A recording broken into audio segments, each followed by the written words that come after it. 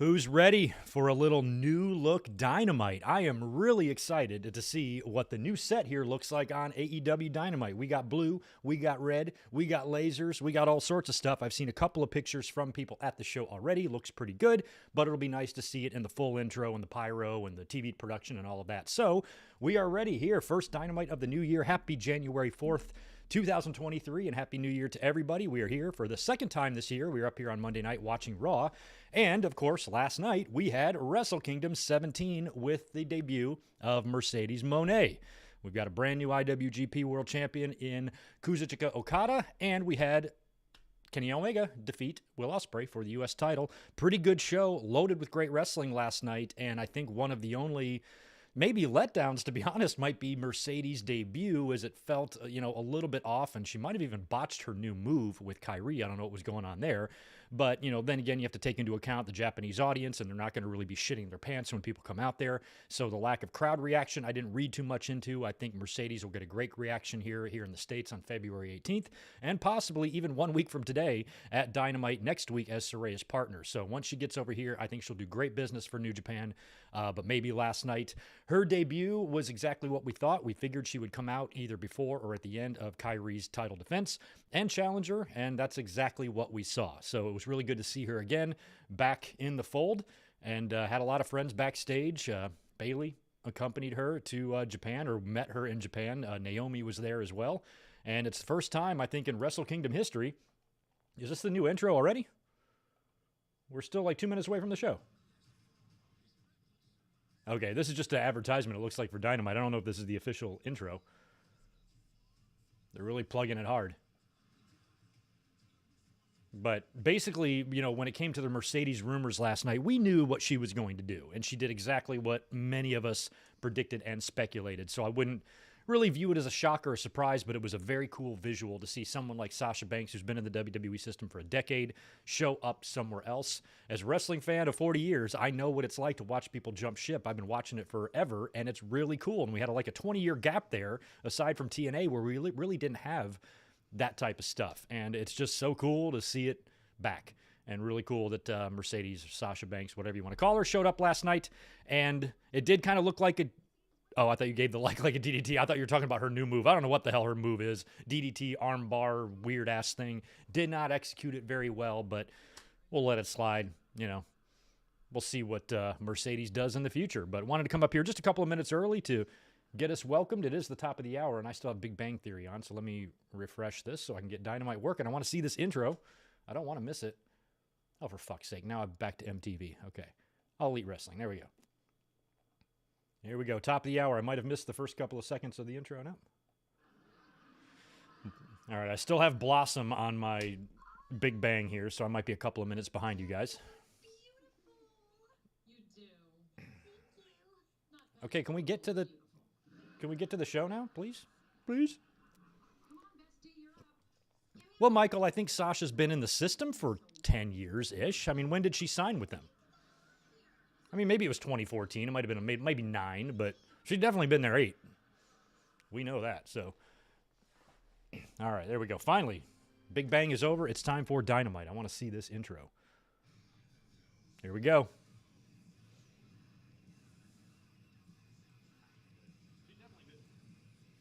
Okay, it looks like the music is the same. They just got kind of that new graphics, new SmackDown and Raw graphics. Cool. All right, there we go. Nice. All right, big screen, big stage. Not super unique, but there's only so much you can do with a wrestling set. It's a stage, it's a screen, it's a ramp, it's a ring. Well, you can only change that up so many ways. Looks like the babyface and heel tunnels are gone unless there's a babyface and heel entrance on each side, which there may be. It does look like there's still a babyface and heel side, if I had to guess. Because they're not coming out from the middle. They're coming out from either the right or left. Yeah, so it looks like the tunnels might be gone, but we still have heel and babyface sides. That's my guess, based on how this looks.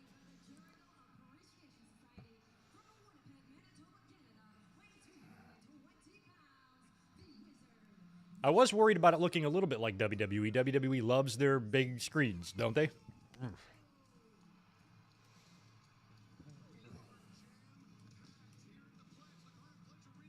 All right, cool. All right. It's nothing crazy, but I like it. Wrestlers walking to the ring with a giant LED screen behind them is something that we see a lot of, but at the same time, if you're a wrestling company, what else do you want them to do?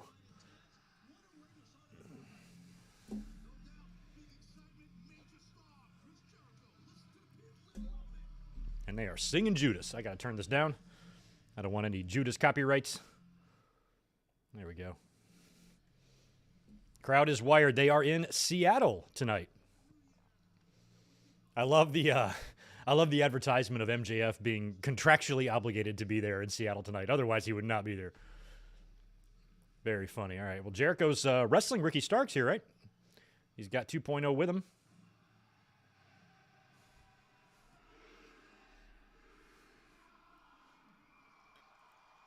Has AEW hit Seattle yet? I know they've had one West Coast tour. I just don't remember if they made it to Seattle.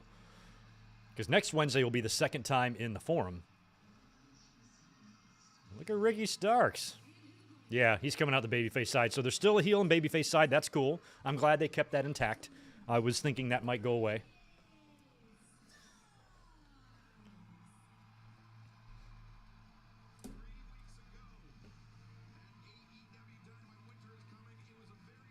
Now, this is a tough one because Starks lost his AEW title match that he had against MJF, but Jericho's also recently lost as well, putting over Mario Andretti or whatever the fuck. So I feel like neither guy really needs a loss here,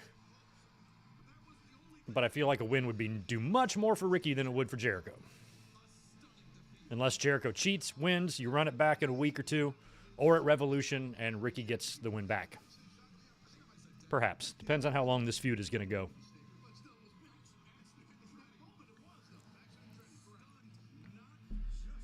I don't know if MJF is the last match on this show. Let's look who we got here tonight. I think Samoa Joe and Darby Allin is going to be the last match on this show. And if I was AEW, I would have Wardlow show up and cost Joe the title. That's what we speculated on Saturday on the podcast. This is their first show in Seattle. Thank you for that, Garrett.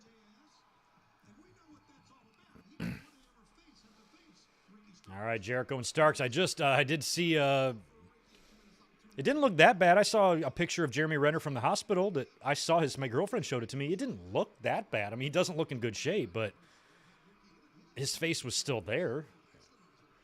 And I feel bad when somebody brought up Jeremy Renner the other day in the watch along. They just said like, "Oh, did you hear he hurt his foot or something like that?" I'm like, I don't give a shit. Who cares? Some celebrity hurt his foot. Like, what does that have to do with anything? I had no idea that he got injured to the degree that he did. So I kind of feel bad for blowing it off. I had no idea his injuries were as gnarly as they were. Along with that Ken Block guy who was smushed by his snowmobile, and then that poor fella Hamlin on Monday, cardiac arrest right on the field. So 2023 is letting us know right off the bat it's going to fucking suck. Crowd is wired here. Listen to them. I love it. I like it when a town gets something for the first time. They're always jacked. Rightfully so.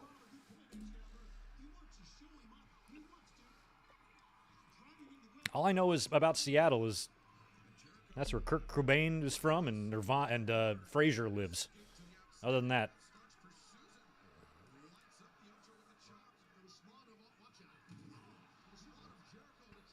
I know there's tossed salads and scrambled eggs all over that city. What is a boy to do?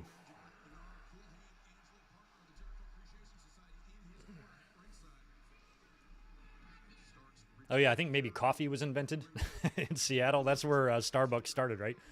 I'm 45 years old. To this still have not spent a single dollar at Starbucks in my life. I don't drink coffee. Never have. Don't even know what it fucking tastes like. Hangman, an update on Hangman Page's condition. He better be announcing he's cleared because I already know he is. He's not cleared in kayfabe, but I think he's cleared in reality. Sit down, Shivani, with Britt and Hayter tonight. What does Doc Brown say in oh, careful now.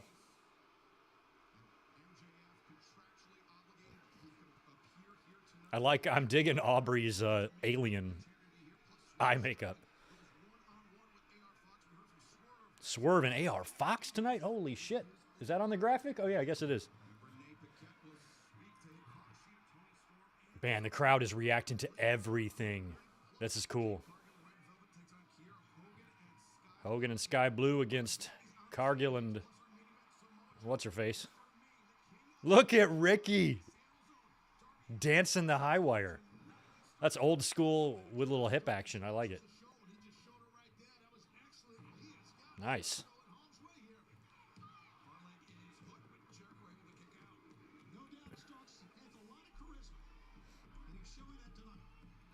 Michael Kumo, thanks for the $2. Don't forget, Jimi Hendrix is from Seattle. I can't forget it because I didn't know that. I had no idea Jimmy was from Seattle. No idea. Never knew that. You teach me something.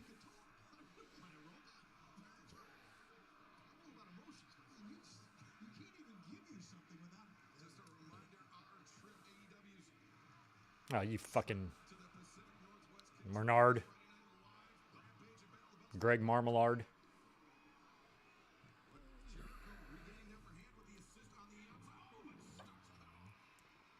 Yo, 50th birthday for your wife tomorrow, Kevin. Holy shit.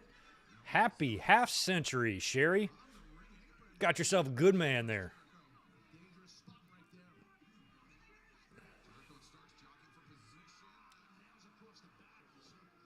Nails across the back.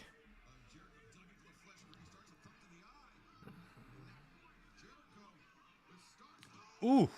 Suplex off the apron, right onto the floor, flat. It might have been more of a brainbuster, Shivani says. Let's get a look.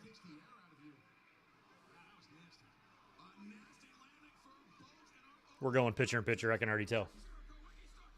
Yep. Boy, the announcers in both companies telegraph the shit out of commercial breaks, don't they? You can tell 10 seconds before that they're going to a break. Michael Cole does the same thing. So does Corey Graves.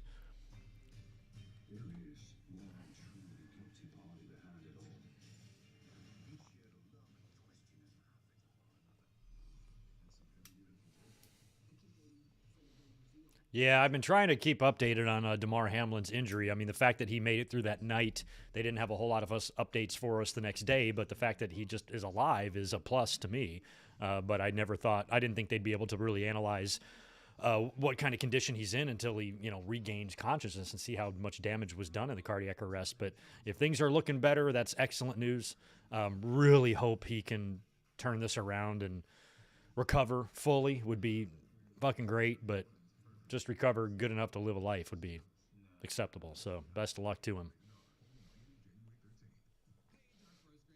We were watching Raw on Monday when all of this was going down, and I was trying, my Roku was just fucking up on my TV. I could not get the game to pull up. So you guys were telling me, like, oh, there's an ambulance on the field and shit's happening. And so I tried to pull it up. I couldn't. So the whole time during Raw, I was just basically watching and reading updates from you guys, checking Twitter, and I was able to see some of the photos and some of the videos and the collapse and all that stuff. And we were wondering, if they were going to cancel the game or not, because I don't think the NFL game has really been stopped for that reason before. And luckily they did not put the players through that nonsense of having to come out there now and murder the guy with the ball right after you just watched one of your friends and brothers collapse right there, and he's fighting for his life.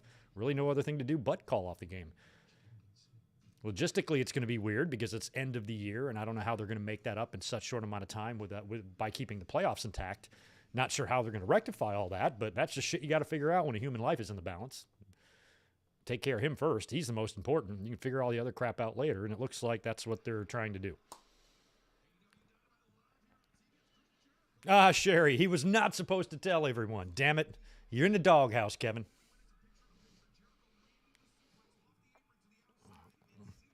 Don't hold it against him, Sherry.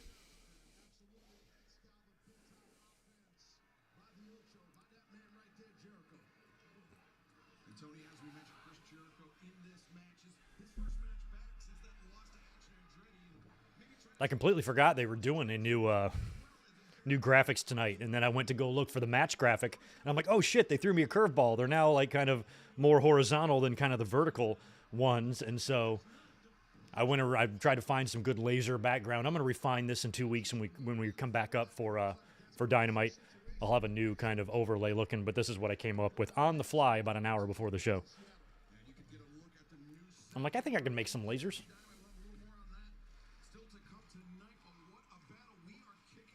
That's true. Bills and Bengals were going to make the playoffs anyway, so it's not going to affect that, but I'm not sure just standing-wise if it'll affect anything else. Like a loss by one of those teams might help a wild card team or so. I don't know. I don't know how it all works.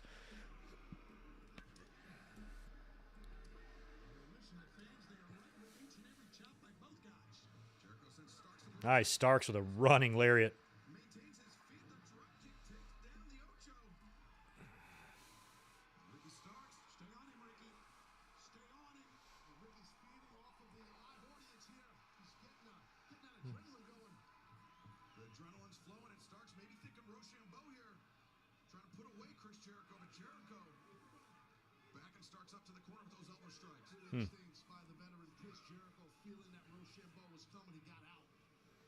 KC will get the 1 seed now. So, yeah, they might not even make up the game. They just might go with the current records they have and figure it out that way.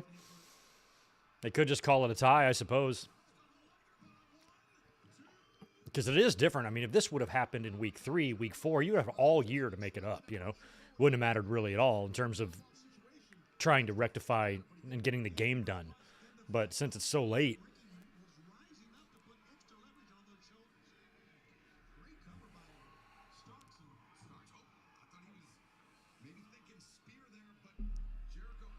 Lion Salt. Oh, got the legs up.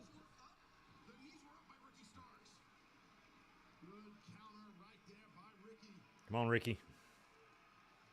You got him.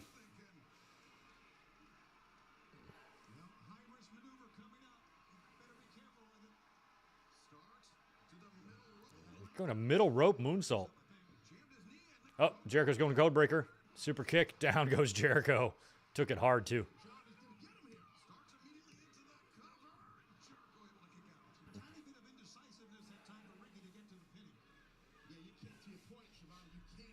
Yeah, Giants made it in the playoffs. What do the Lions have to do? Anybody know? I know they're 8-8, and they got to go into Lambeau and beat that buffoon Aaron Rodgers next week if they want to finish above 500.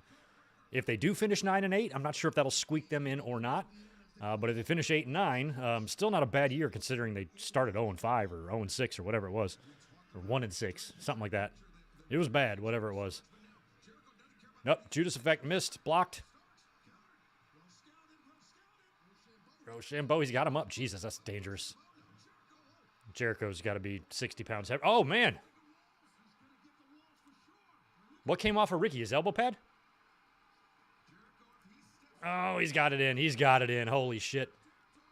Crowd's loving it. Come on, Ricky. Looks more like a crab, just a straight-up Boston Crab than it looks like a Walls of Jericho. And it looks more like a Rick Martel Boston Crab.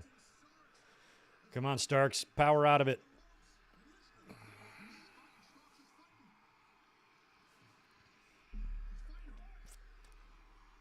How long has the NFL been 17 games, by the way? When did they make that change?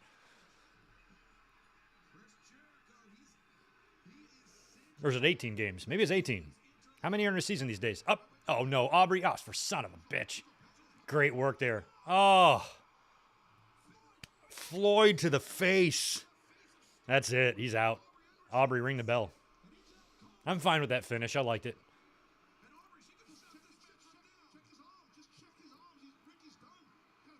Aubrey, you need to ring the bell before... Ricky is not going to fight out of this. There's no way. No, he's still... He took Floyd to the face, and he's still kicking out.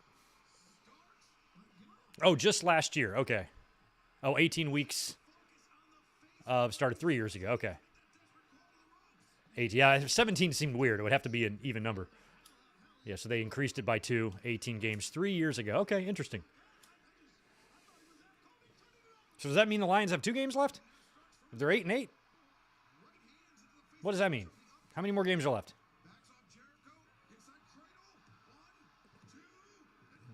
Oh.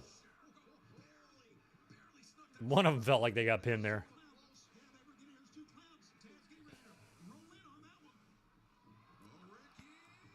Nice. Nice tornado DDT. Ricky is putting up a fight here. He somehow survived a Walls of Jericho and a bat in the face while he was in the Walls of Jericho. Nice spear. Is he going to take him out and beat him clean with his cohorts? No, Jericho kick out. No, he didn't. Fuck yeah.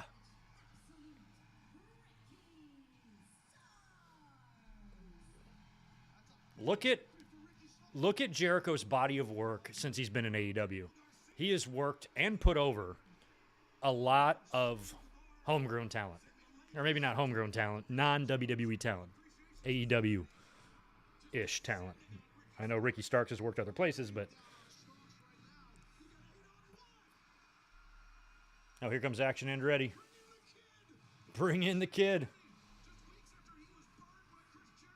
Oh, that's right. He took the fireball. I was like, I thought he had a black eye. It's the burn from the fireball. Ugh. Not only is Jake Hager wearing that hat, he's wearing Jimmy Snuka's tights as an outfit.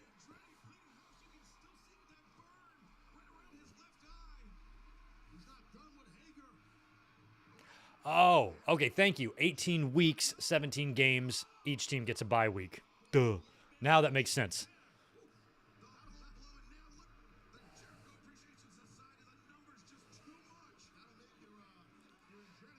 Greg from 12 years ago, 10 years ago, would be mortified at me asking that question. I knew everything about sports. And then, like, 10 years ago, I just stopped giving a shit. I don't know what happened. I think YouTube happened. But all of a sudden, I just don't care. Don't care who wins games. Don't care who wins championships. I mean, unless my home team's in the championship or something. Otherwise, I largely don't give a fuck.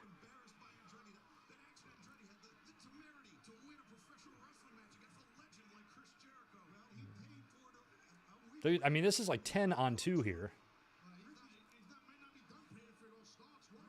Ty Mello. Oh, God.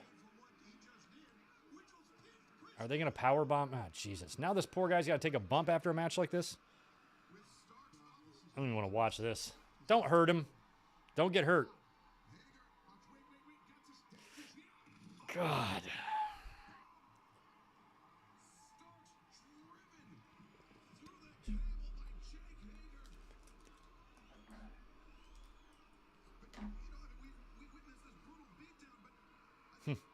What do we think of the new AEW set? I mean, it's okay. It's no Jake Hager's hat, but it's okay.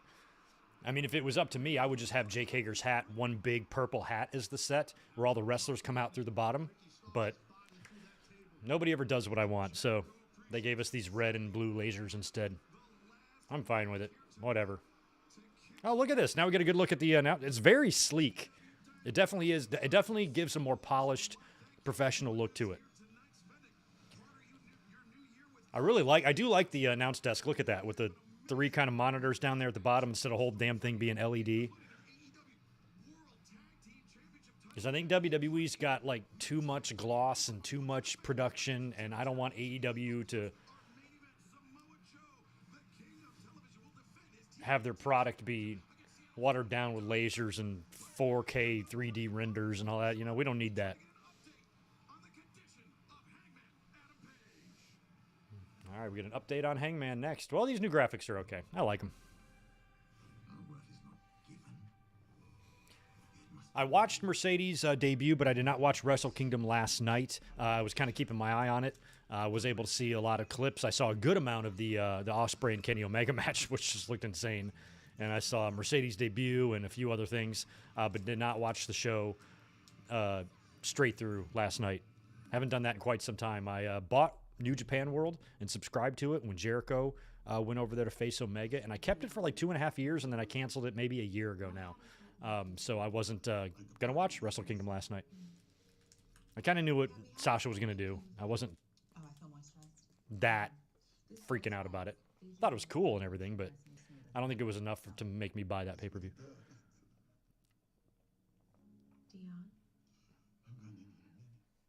Dion.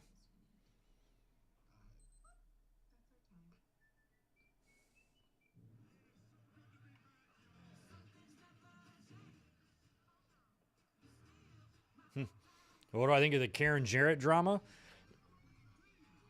Like, in and of itself, I don't have any problem with it. I don't blame Karen. I talked about this yesterday for, trying to set the record straight, because people like her are going to be attacked by idiotic wrestling fans that don't know what the fuck they're talking about.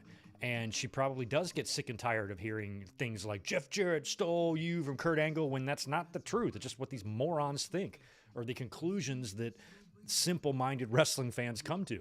Like I said, it's just like the Mia Yim and Austin Theory picture. Everybody freaked out. I would never let my woman do that. I'm like, well, you're not going to get one, so it doesn't matter if you don't understand trust and relationships and friendships and all that. Just because you don't understand it doesn't mean that it's wrong. And so the only thing that I think is funny about the Karen Jarrett thing, it feels like all of this was triggered by the Max Caster rap last week on Dynamite, which kind of sucks that a wrestling angle, a kayfabe angle, somehow spilled over onto Kurt Angle, but Karen says that Kurt was unfaithful to her. And like, why would she lie about that?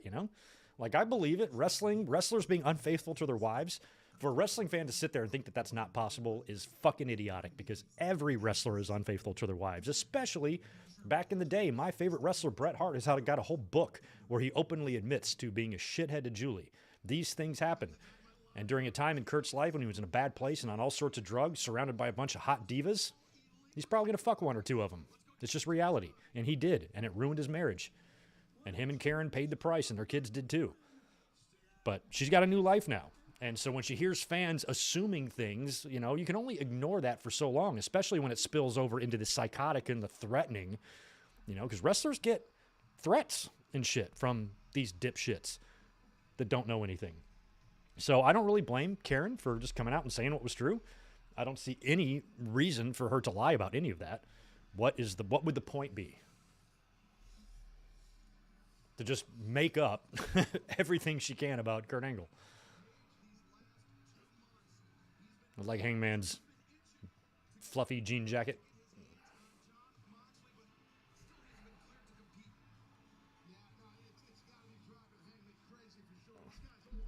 Yeah, I don't know how Kenny's win is going to play in. I don't think he had time to make it back here from last night, so he's probably either still in Japan or on his way back. But I don't think we're going to see Kenny tonight. All right, Paige, what do you got to say?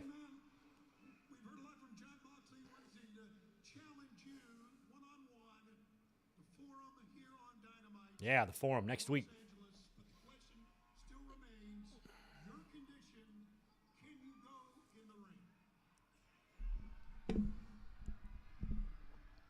Are you cleared, Hangman? There is nothing that I wanted more to come out here tonight and tell you I'm good to go. But as of today, I am not medically cleared to compete.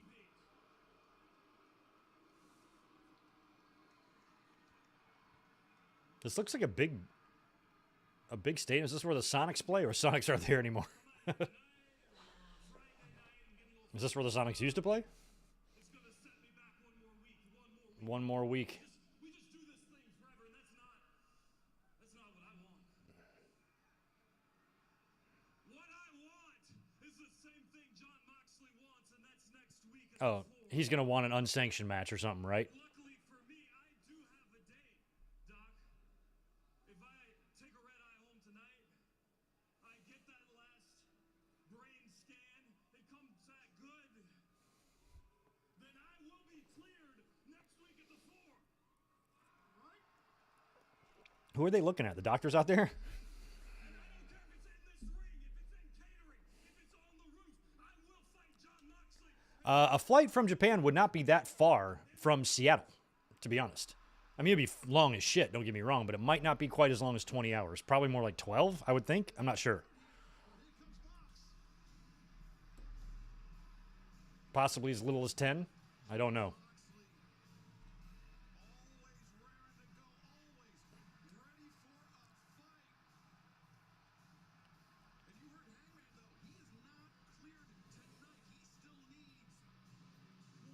I'm about to say, Jon Moxley better not come over here and mess up this potential clearing of Hangman next week. Spectra, appreciate the $5. Just saying hi. Too tired to watch after Wrestle Kingdom live this morning. Did you see it? Omega Ospreay stole the show, but my guy lost, so 0 out of 10.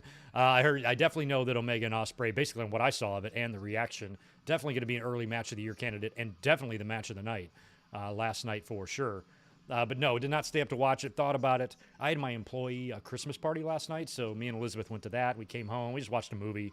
I was kind of eyeballing my phone a little bit, but I was not in a wrestling frame of mind to watch 5 hours of a Japanese wrestling show. Just didn't care.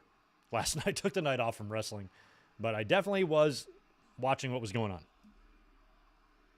Monitoring, I should say. It's a nice battle of the jackets here.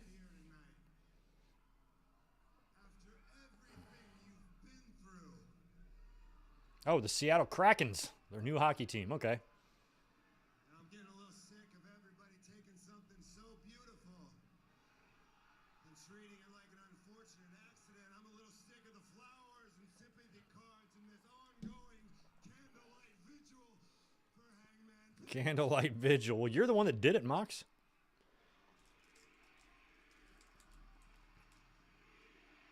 We can't hear you. Oh, they can't hear him.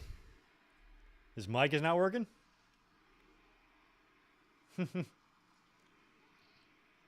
That's got to suck. I heard him. There, that one.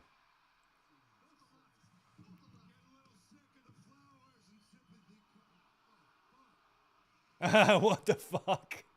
Technical difficulties on Dynamite. Okay, that's 2 F-bombs so far on TNT. TBS, excuse me. Go Seahawks. Let's get this back on track. This is how the professionals handle this.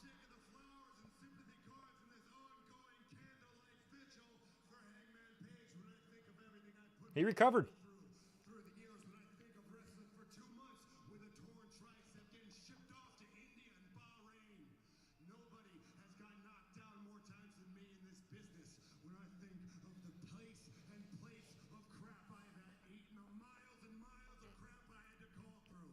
Plates of crap you had to eat? I'll take a pass on the plate of crap. I'll just not eat.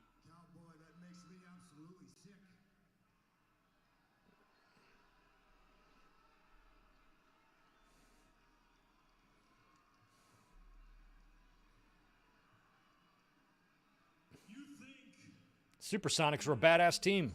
Sean Kemp, Detlef Shrimp. Who else did they have? Gary Payton played for them for a while, right? Ray Allen might have passed through there.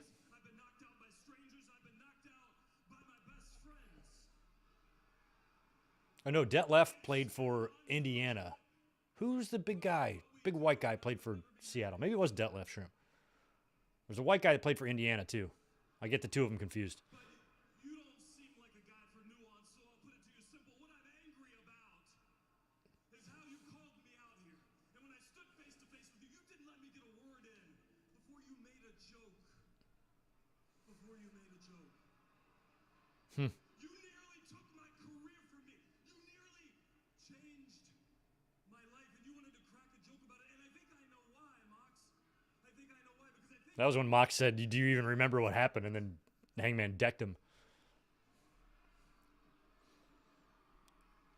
because if I know John Moxley and he got knocked out, Rick Smits, thank you, Purcell Gray. Rick Smits was Indiana. Detlef was Seattle. They're the same guy. They're the same tall white guy. There's two of them, Smits and Shrimp. I always thought of them as the same guy. There's one for New Jersey, too. Drazen Petrovic, he passed away. 2 months to stew on how you knocked me out with a lariat. Ooh. So simple, brutal, and effective. And if anyone knows about that, it's me, John. I can count all the white guys in the NBA in like one hand in the 90s. And I've had And he was like 8. in the chamber with your name on them. 2 in the chamber with your name on them. At the forum. Well, you know this match is going to happen. They wouldn't build it up if they weren't going to do it. So we're getting Hangman and Mox next week. Himself back. The only joke around here, the only joke that I think is funny is the fact that you think next time is going to be any different. Your little punk ass doesn't belong. Your little punk ass. He's taller than you, Mox. Well, maybe the same height. You don't get back up. I mean, physically, these guys really are evenly matched. Same height, same weight. I'd argue Hangman is stronger, like physically stronger than Mox, but maybe not. I think he is. Hangman's pretty fucking strong. Moxley's never really shown giant feats of strength. Hangman has. Danny, I can only guess that they're passing the mic back and forth because the other mic is fucked up. They had a few difficulties there with that. Drazen was Jordan's worst nightmare. Yeah. I mentioned Gary Payton. Didn't he play for the Sonics like before he... Where would he land? Where would Gary Payton win the title? Lakers, I think. Didn't he go to the Lakers? I'm pretty sure he played in Seattle. I thought Ray Lewis played there too. Or not Ray Lewis. Fucking Lewis. The guy who hit the three for the Heat after he left Boston. What's his name? Ray Lewis.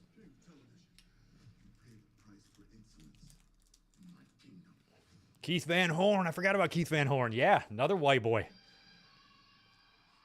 Dan Marley. He could shoot threes. There's a few of them.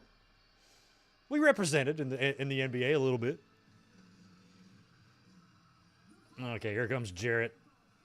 Jarrett, I can't tell. He kind of clapped back a little bit at Max Caster, but you can't tell if it's storyline or if he's really legitimately pissed, because even last week after the rap, I think it was Taz that was like, well, that was a little snug. It just fucking cracked me up. Sonjay, is that a number 2 pencil? Ray Allen. Yeah, that's what I'm thinking. Ray Lewis. Ray Allen, thank you. I just said his name a minute ago, and then I called him Ray Lewis. But yeah, Rashard Lewis too. But I was thinking of Ray Allen. But Ray Allen went to Boston.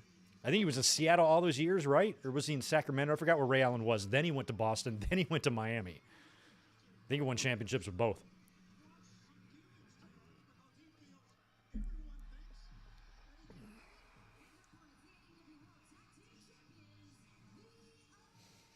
All right, this match is for the championships. I do not want to see Jeff Jarrett win a tag team championship in 2023.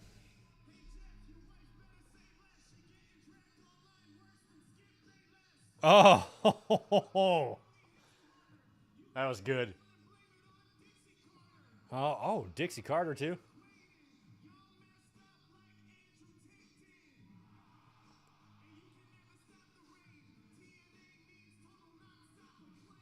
Total nonstop acclaim. I love that. That was a good one. That was a good one. She said his wife better say less because she's getting dragged worse than Skip Bayless. I love that. I fucking hate Skip Bayless. Hate him. But I think I was one of the only ones that didn't really see that big of a problem with his tweet. And I hate defending that prick. But I think people really overreacted on that. I didn't. I mean, it was maybe a tad insensitive and poorly worded, sure. But was by far the worst thing I've ever seen in my life. And Skip has been taken to task. Which is fine, because I think he's a jerk-off anyway, so... Even if it's undeserved, I'm happy that people give him shit because he's such an obnoxious fucker.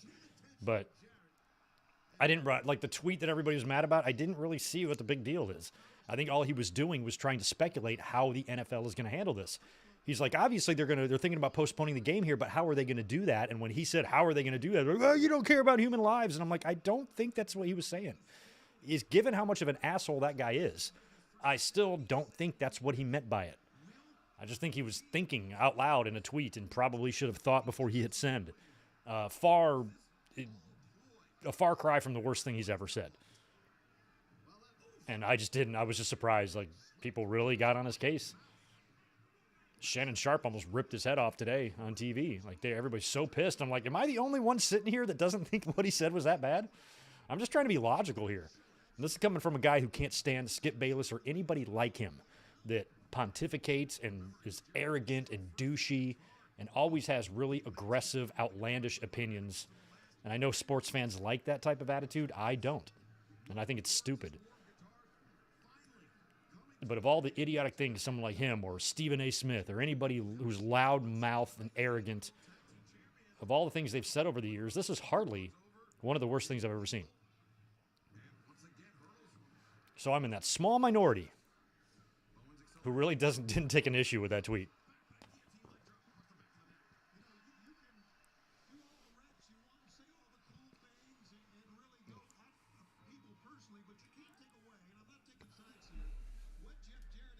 TJ, I'm the only one. I know. Now, I would have been mad at him if he would have said, they're going to cancel this game. That's bullshit. What are they going to do? They got all these games to make up. It's playoffs. It's late in the season. You got to get the players back out there and play. If he would have said that, then I would have lost my mind. But I think just openly speculating how the NFL is going to handle a delay this late in the season is not that disrespectful to Hamlin, especially when you're already acknowledging twice in that tweet that obviously they're going to cancel the game and the game is irrelevant. What's most important is his life. I don't think Skip was disputing that. But I definitely could be wrong because nobody is thinking what I'm thinking here. Everybody is up his ass. I just try to be as fair as possible.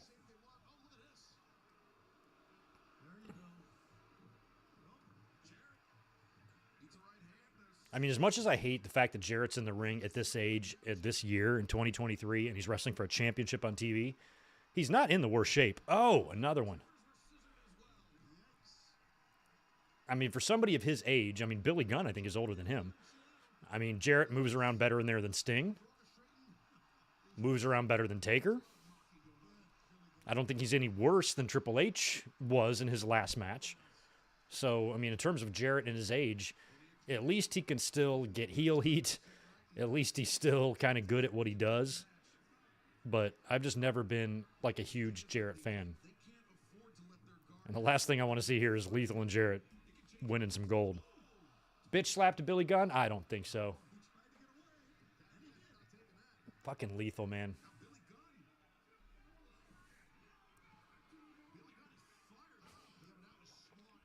But the reason I think I'm right about that Skip Bayless tweet, or my Skip Bayless opinion, is because how much I hate him. Like, I cannot stand him. Hate his voice, hate his face, hate him every time he crosses my TV. So if Greg, someone who has that much dislike in their heart for somebody like him, if I'm defending him, doesn't that tell you at least something that maybe it wasn't that bad? Like, if I hate the motherfucker. Anything else he says, I hate. But I'm like, even I was like, well, that was maybe, if I was him, I might have perhaps worded that better, or at least recognized in my Skip Bayless brain that I'm tweeting this out to a bunch of fucking psychos, and they're going to see that and react to it, and that's the only thing they're going to take away from it. And the fact that Skip doesn't realize that, to me, is almost dumber than the tweet itself. He should have known that people are going to come down on him for that. You can't say something like that when that kid's fighting for his life, and word it in that way. Of course people are going to attack you. I just don't think the guy should be gut and quartered for it,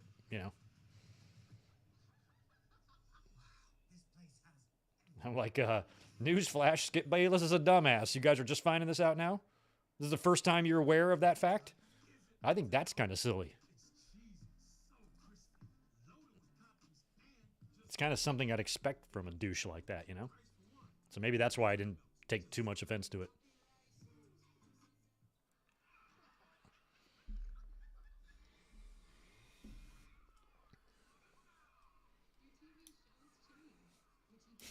Billy Gunn looks great for his age. Understatement of the year there, Victor Colon. Billy Gunn is older than Sting, isn't he? He's older than Undertaker. He's older than Shawn Michaels. Older than Triple H. Older than Jeff Jarrett. He's older than everybody. His social security number's 1. He's got an autographed copy of the Bible.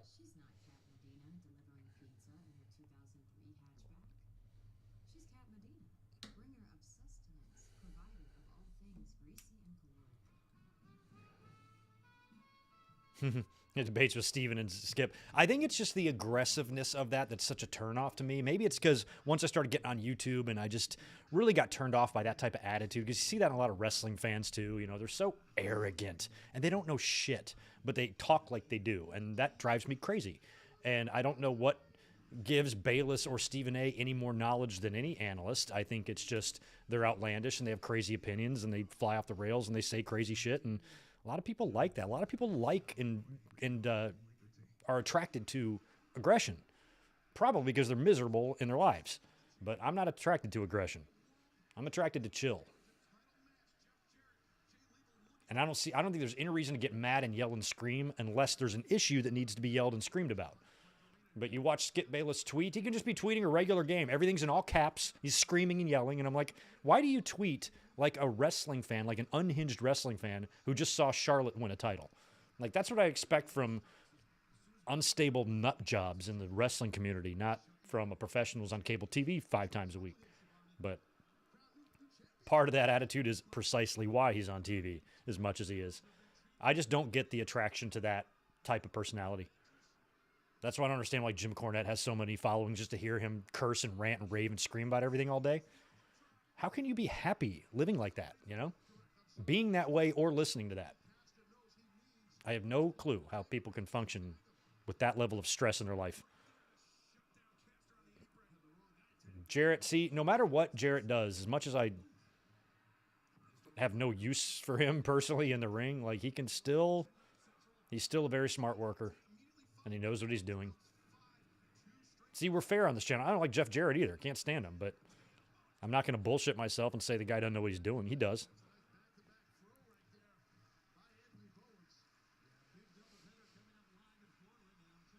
Portland. Nice. Live Friday, Battle of the Belts and Rampage back-to-back live from Portland. That's cool. Because next week in L.A., they're taping Rampage, I believe, as well. So I think I'll be there for... I don't know what they tape before the show, Dark or Elevation or both. Then Dynamite, and then stick around for Rampage after. It's going to be fun.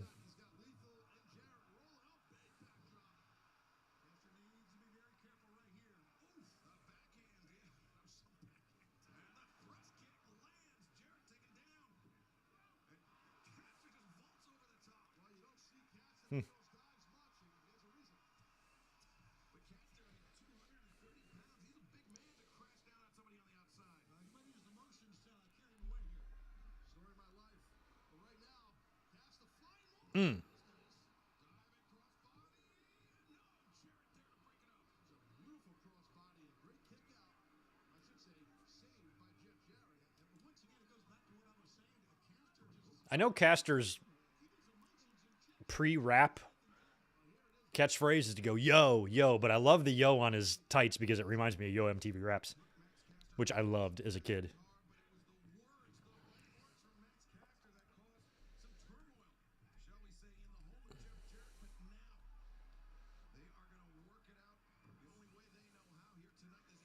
I definitely preferred on MTV Yo MTV Raps over Headbangers Ball. What was the other guy? It was Dr. Dre, not the Dr. Dre, but another Dr. Dre. Dr. Dre and who was the 2 guys that did Yo MTV Raps? And then the headbanger guy, I think, was like Ricky Rackman or somebody like that. What was that move? Little tandem combo there. And they almost had a pin on Bowens. Lethal going for the figure 4. And he's got it. Oh, man, TJ, I would love to see Adam Cole and Miro next week. I watched Adam Cole win the Owen Hart tournament when I was at Double or Nothing last year. Would love to see him return next week. Ed Lover, thank you. Ed Lover. Ed Lover and Dr. Dre. Thank you for that. That was going to drive me crazy, C-Mac. Yeah, they're going to throw Satnam Singh out, but they need 9 referees to do it. Get out of here, big fella. Take you and your enormous forehead and go. You could play a movie on that forehead. Sit Peyton Manning next to him and do a double feature.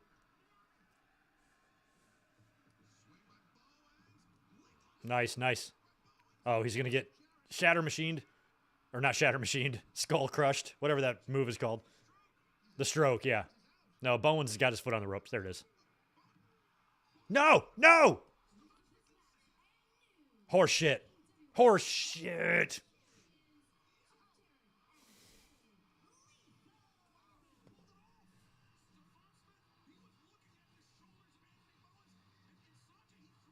Okay, Aubrey's in there. Aubrey's in there. Phew. Woo! Aubrey's going to get down to business here. No, you idiot. His foot was on the rope, you bald bastard. Give me the microphone. We're restarting the match. Green eyeshadow always beats bald man.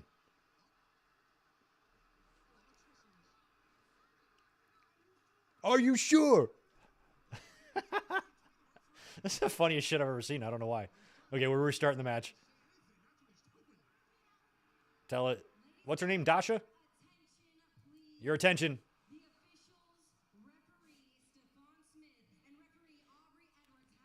That's his name, Stephon Smith. That's awesome. Must continue. Not exactly a Howard Finkel announcement, but good enough. And the match must continue. Yeah, see, his foot was on the rope and the referee way out of position. Come on, Stephon. I wish his name was Stephon Urkel. That would be even better.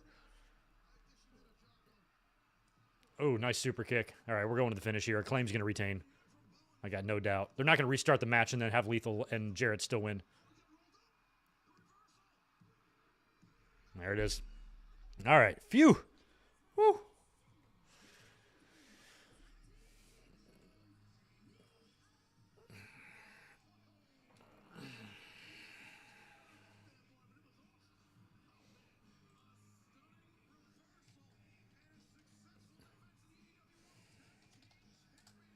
Don't you hate it when sometimes the hashtag doesn't drop down for you? Then you have to type it in? Isn't that annoying? I think it's annoying.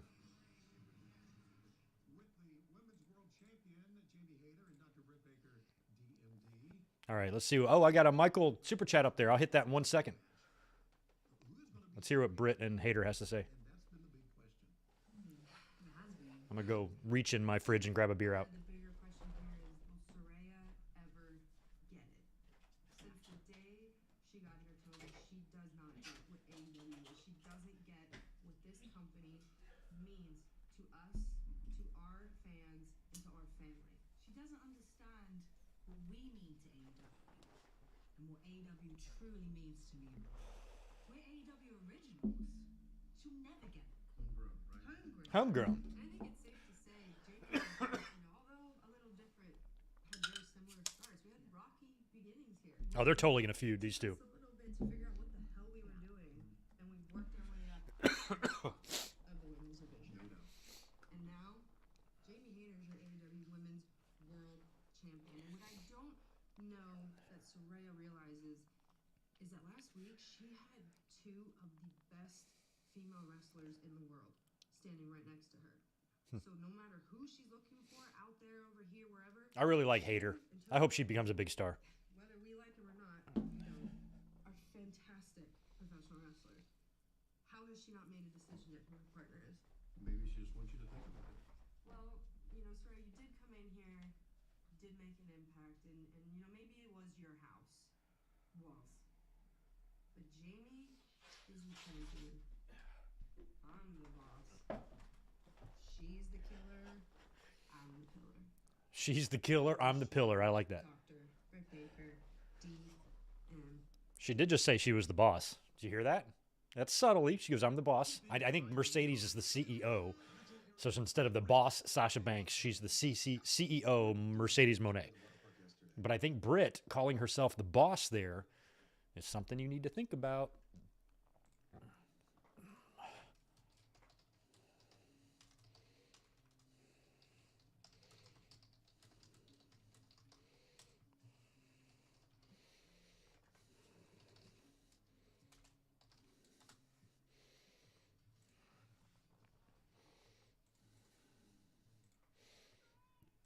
So I think that could be a hint. Subtle, but there. Michael Kumo, I owe you that super chat. Thank you for that $5. Billy is so old, his memory is in black and white. And there also was no history class when he went to school. Those are good ones, too. I think my all-time favorite is the Social Security numbers 1. That's my favorite. Autographed copy of the Bible. That was good. Older than dirt. What's another good old joke?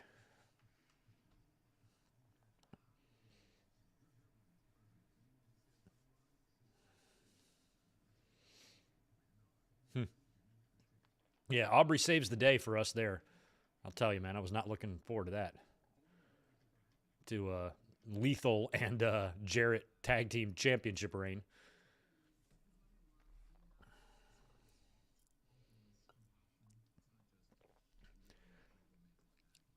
I mean, without knowing anything definitive, I mean, I'm 99.9% sure that it's going to be Mercedes next week. It wouldn't be anybody else. She's free and clear from WWE, making appearances. She can probably bounce around and do some stuff.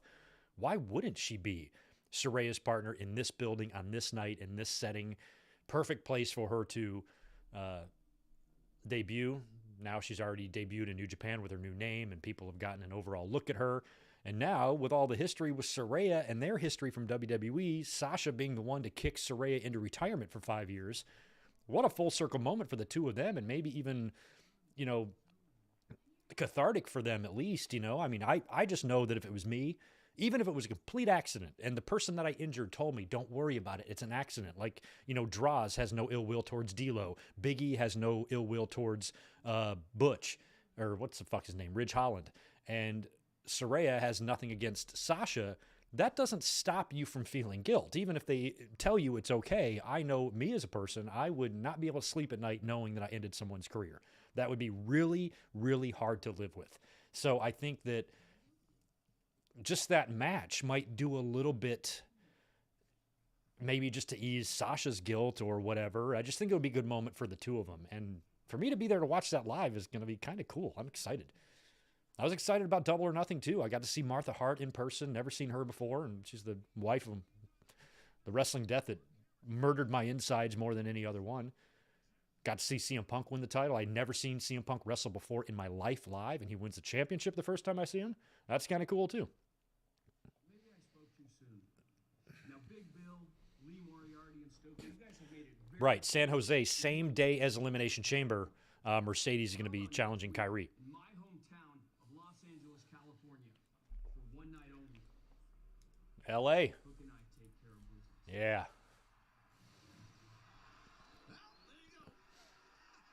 Hook looks like every busboy I've ever hired. He even dresses like him, too. That's how they show up to work in their backpack and their hoodie. I'm like, what's up, guys? Get out there. Table four's dirty. All right, we got the Dragon and Tony Nese, I believe, right?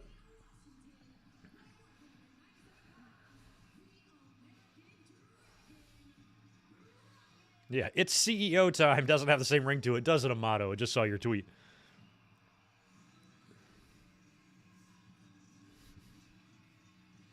Keith Slater says they ain't good at subtlety, AEW. I beg to differ. I think WWE is who sucks at subtlety. AEW might not be great either, but nobody's worse than WWE. My God. They beat shit into the ground and beat it to death so quickly. I forgot the latest thing that they're doing like that. But they've recently found something. What is it? I can't even remember if it's on Raw or SmackDown. They got some little new catchphrase that they're going to immediately fuck up. It's like Bianca's, you don't even go here. Girl, Like, just, you don't have to say that 6 times in every promo.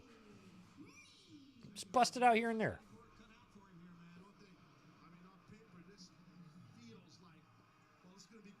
All right. I mean, maybe Tony Nese could get over if he would just spend a little bit more time in the gym. I mean, you're not going to get anywhere with 8 abs. You need a 10-pack if you really want to be successful. And so far, Tony's only rocking 8. It's something he needs to work on. God, the yeses. Oh, Daniel Bryan, I forgot. Or Danielson's in Seattle. He's from there. Or he's from Washington. I don't know much about Washington State. Let me know if any of you guys live there, other than it's a really, really cool state in terms of the beauty. I mean, I just can't do cold. So, unfortunately, Washington will never have me as a resident. But I would like to visit there because the scenery and the views, I mean, I have good scenery here in Southern California, but I think Washington's on a whole nother level. Oregon's like that, too. Man, Tony Nese trying to score a quick one here on Danielson.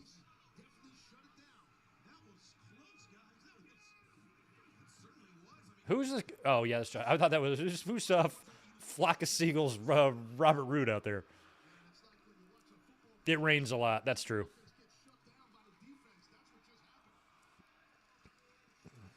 And that's another thing I can't stand is rain. And in San Diego, it never rains. It rains so infrequently that when it does rain, you're elated to see it. And it was raining its ass off here the last few days. And that's great. We need water. We've had some floods and shit. But otherwise, we are dry as hell most of the year. Nice. I am loving the crowd energy for Danielson and Tony Nese.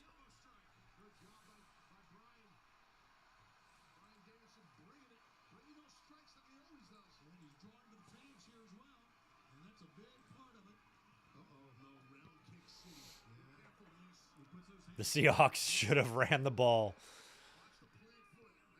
I watched that, Alex, at the home of a monstrous Patriot fan. And that was very difficult. On the back of his toilet, he has a book called The Gronk to Remember.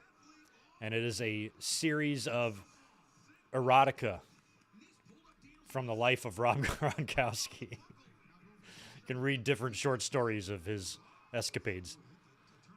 I'm like, I gotta get out of this house.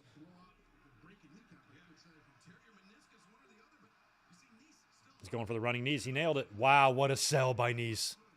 What a sell.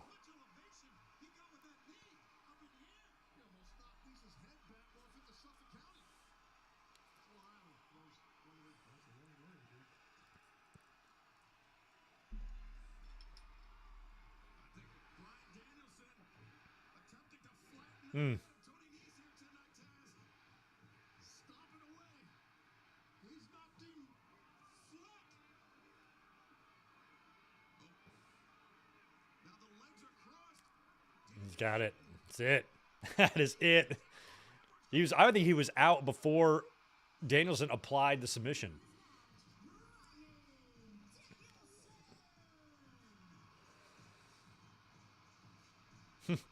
It's pretty funny working that match out backstage. So what do you want to do tonight? How about I just beat you senseless? Okay. Beat you into unconsciousness. As a matter of fact, you're going to be unconscious before I even put you in the submission. Yeah, sure, let's do it. Somebody brought up a good point. You know, if you're a wrestler who's willing to lose, maybe that's how you're getting TV time. Maybe some other people are balking at creative suggestions. But a talent's like, I'll go out there every week and lose. I don't give a shit. Maybe that's why you see him a lot. You just can't not love Danielson. I'm not even sure. Does he even live in Seattle anymore? I always thought he lived here in Arizona or in San Diego. Froggy. I've never felt froggy. I'm yet to experience the froggy feel. MJF, get out here. Well, we're supposed to hear from him tonight. He's contractually obligated to appear. I did see Dustin, about Dustin's mom. I saw that.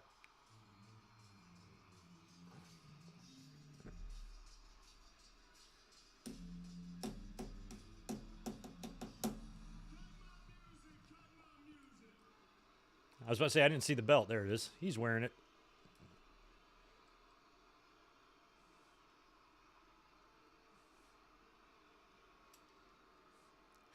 Borat was on TV over Christmas because the woman have a small brain. Let me get this straight. You want me to come into that ring and wrestle you, right? I love that Danielson gives zero fucks about ever going like in a tanning bed. I don't think tanning beds are vegan. See, I'm like you, Brian. I don't get my rocks off by putting my body on the line to entertain these schmucks. I don't care about them at all. I don't care about them at all. As a matter of fact, Because you're a man, I'm fully aware I get a big fat check in the mail whether I wrestle or I don't. yeah, Clyde, when you lived here, I always thought we have no weather. We don't really have that many seasons. We kind of do, but not really. But usually tomorrow's forecast is just awesome. It's very easy to be a weatherman here. Tomorrow's forecast, kick ass. Day after that, awesome. Day after that, rain in the morning, followed by awesome. Like, it's always awesome. You're pretty solid, but I was just standing in there in the back while you were talking, and with all due respect, Brian, if Lance Storm and Dean Malenko were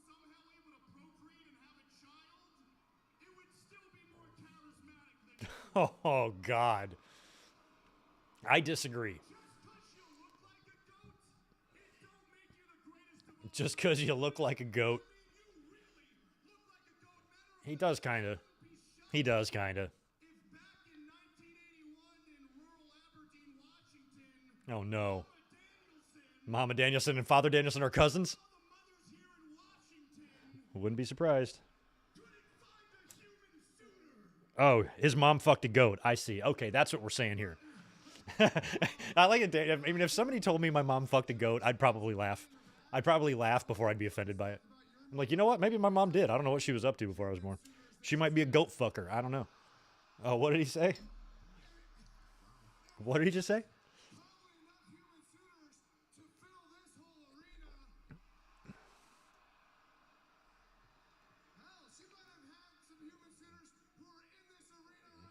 Oh, is he? That guy looks like one. I got to hear what Danielson said. I don't know what he said. Is he talking about MJF's mom? We've all banged Max's mom. Sometimes on the same day. MJF's sweet Jewish mother. That's so sad.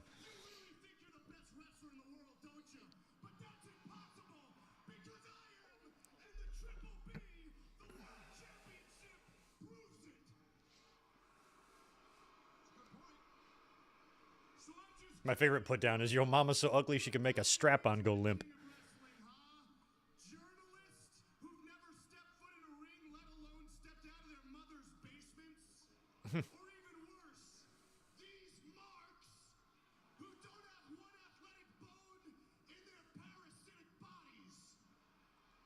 I still don't get why the basement is such an insult.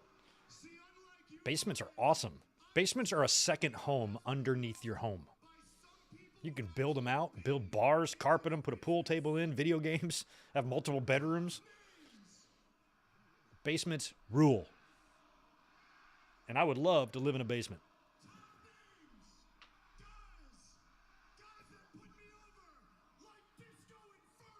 Disco Inferno. Boo. Boo. All the jerk-offs. Jim Cornette. Jim Cornette. Of course. Of course.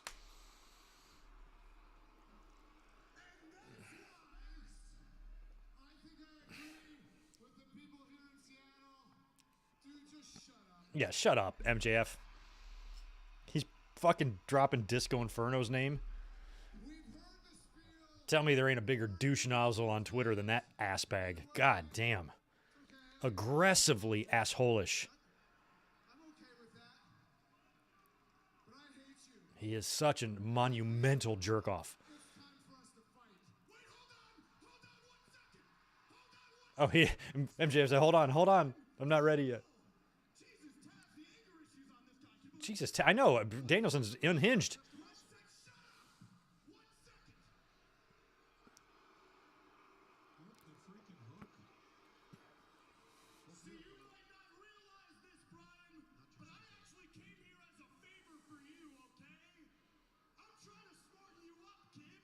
Trying to smarten you up, kid. This ain't play wrestling. This is pro wrestling. This company wins and losses matter. And if you want a shot at the king and the grandest prize of them all, you got to become #1 contender. Shut the fuck up. So he's saying Danielson's got to be #1 contender. He already is. He's main evented WrestleMania. He's #1 contender. Man caves are the best. We had no basements in North Carolina where I lived because, like, the water level, I was always near the beach. And we have no basements out here either. The only time I ever had a basement when I was a kid living in Michigan. And we had a badass basement. And it was as big as the whole house. Same floor plan as the house. Or same square footage. It's like owning 2 houses. It's awesome.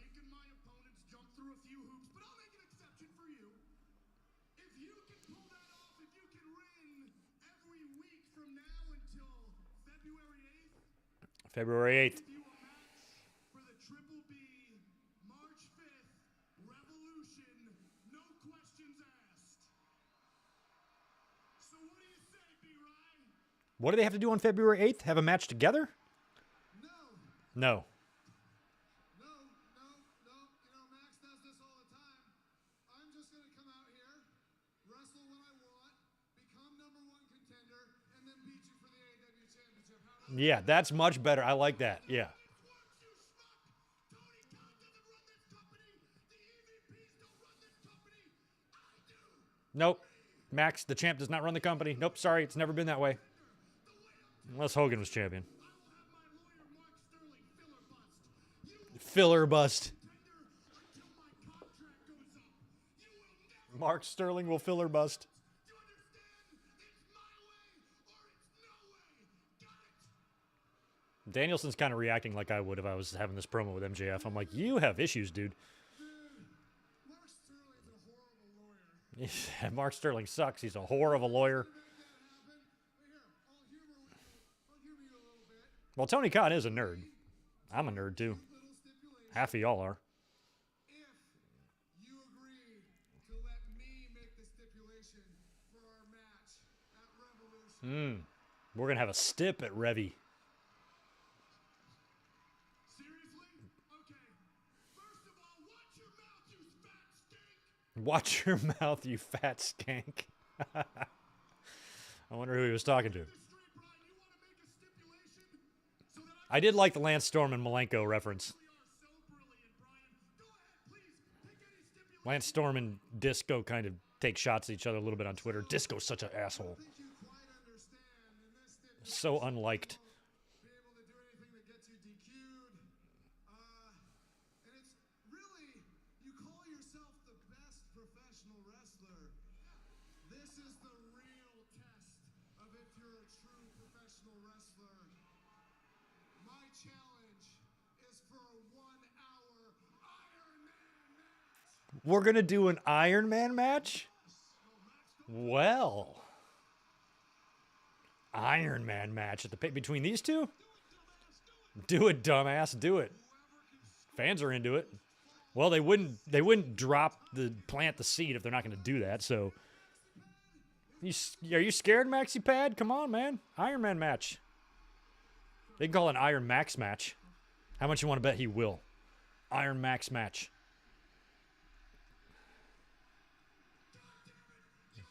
This Maxwell fellow is quite rude.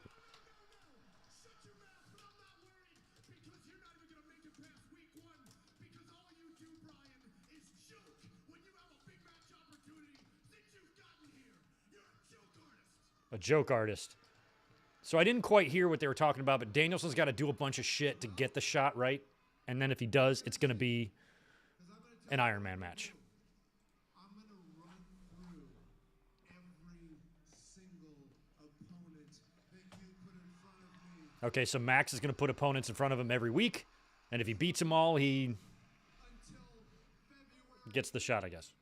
And then when we get into that 1-hour Iron Man match at Revolution, here's what I didn't tell you before. I am going to expose you. Expose you. I'm going to expose you like Regal exposed Goldberg. That you don't have the cardio. That you haven't Cardio. work. That you don't have the footwork. That everything that you do, the reason that you don't wrestle isn't just because you don't care about wrestling. It's because you're not good enough to come out here every single week. Hey, I like Danielson calling him out for being a pussy. You never wrestled, dude. You wrestled like 9 matches last year. I'm going to put the nail in the coffin, and I'm going to kick your damn head in. I believe he will do it. Big challenges being laid out from both sides. We're looking ahead to Revolution, but Bryan Danielson needs to get through February 8th undefeated if he is going to meet MJF for the AEW. So he's got to be undefeated until February 8th. And then if he is, that'll give you about a month of build to get to Revolution between the two. So that's cool. All right, they're going to commercial. I will be back in 1 second. Your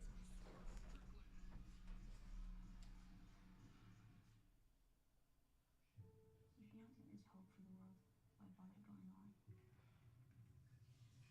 Keep going for family.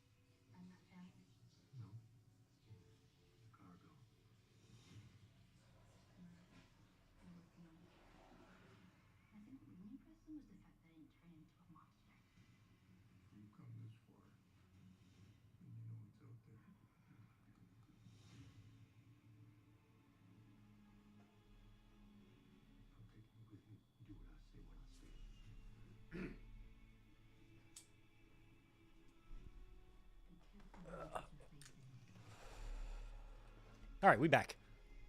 We back.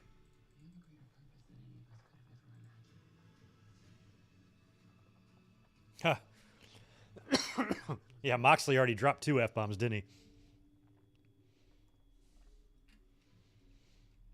It was a pretty good promo battle, though, because I think the Seattle crowd really helped that exchange. Is Tito named after Tito Santana? No, he's not. His name is kind of interesting how it came to be. His name is Reggie, but it's Tito now. But when he's bad and I yell at him, he's Tito Santana. Tito Santana!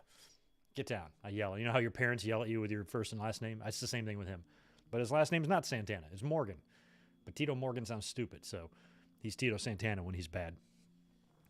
But I told him when I found him in the bushes, just like 2 weeks, like just days old, tiny little kitty, brought him home and called the vet and asked him what I should do with him and stuff. And they're like, well, if you're going to keep him, you're going to keep him separated from your other cat for a little while. So I built him a little home in the bathroom, in one of our spare bathrooms, to live in for 2 weeks while I kind of got Bub and him acclimated and, gave him some food and helped them grow and that stuff. But at the time, I also had cleaning ladies that would come to the house once a week and clean up.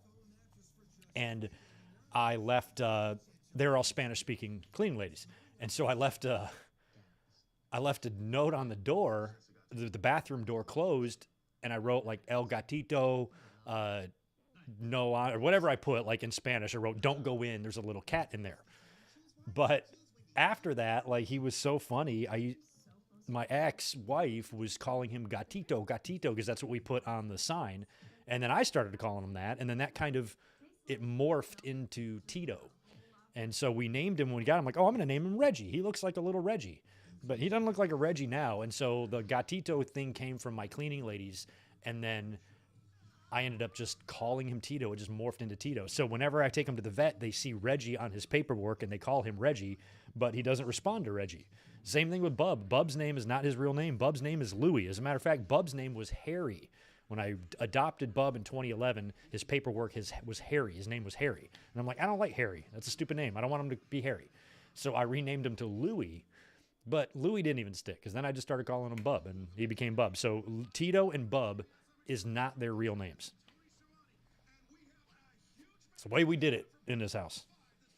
But Tito really fits him. He looks like a Tito. He acts like a Tito. And he's a fucking psycho. And when he's bad, he is Tito Santana.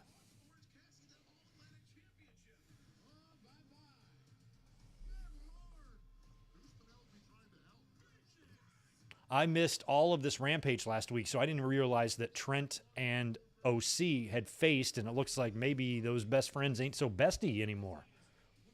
You knew that eventually would come to an end, but we got Kip and Cassidy battle for the belts. Immediately following Rampage, Battle of the Belts 5. Oh, this is going to be Swerve and AR Fox, right? Hell yeah. Okay, I like the wide shot of the set. I like the stage. It's simple, but it doesn't need to be complicated.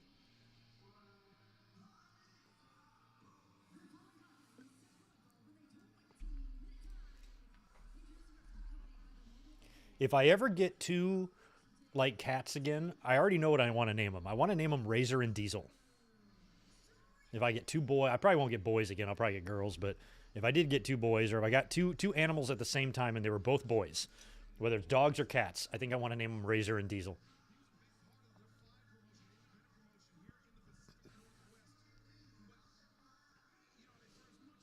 I don't even know this fella with the tattoos and the hair. I don't know his name.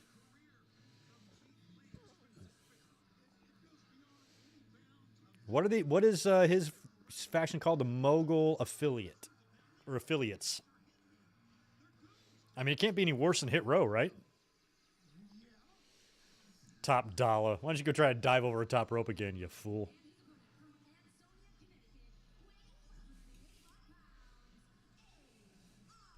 Happy for AR Fox and Action Andretti. Glad. I mean, the company's featuring young guys and independent talent. And despite what the haters want to believe, it's not just a parade of former WWE guys. Sure, you're going to have some former WWE guys there, because why wouldn't you? But it's wrestling. with a good amount of variety and diversity. I think the only thing that they could really improve on is booking and featuring the women's division, which I think has gotten better, but still needs work.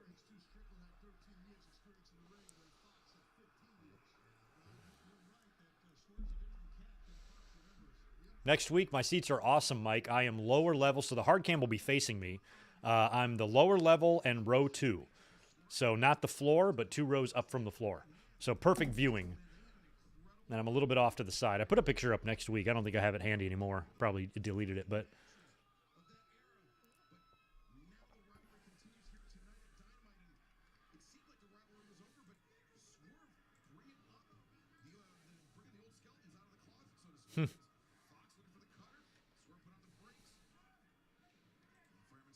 Oh, there it is. I have it. I'll show you. I just need to clip it.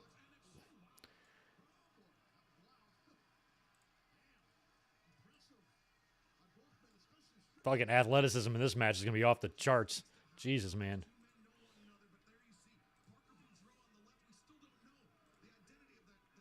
Parker Boudreaux. Yeah, we still don't know. Does he have a name, Tattoo Man? These are my seats for next week's Dynamite right here.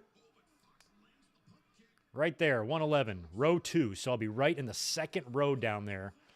And we're also seat 1 and 2. So I don't know if seat 1 is going to be on the 112 side or if it's going to be on the 110 side.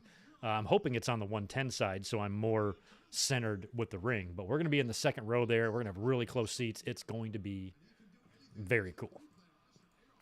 I'm very excited.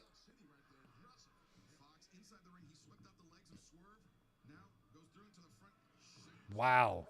What a corkscrew brainbuster. Wouldn't be a move I'd want to take.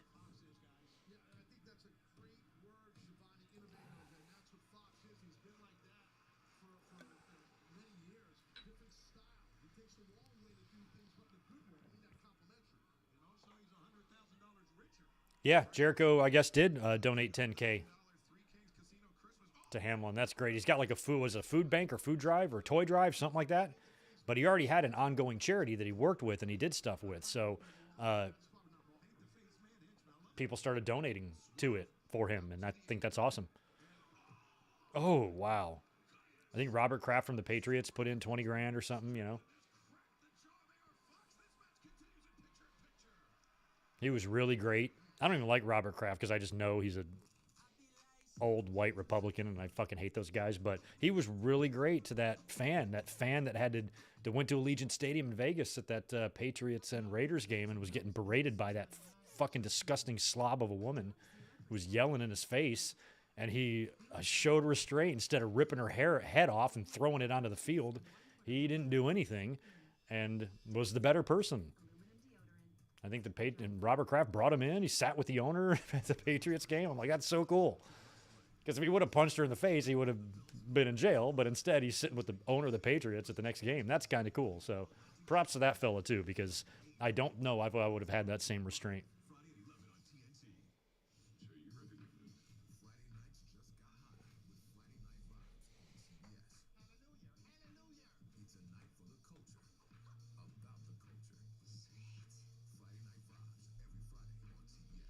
I didn't know. I wasn't aware that George Foreman was a pet namer. Is that like a side hustle? He goes around naming people's pets?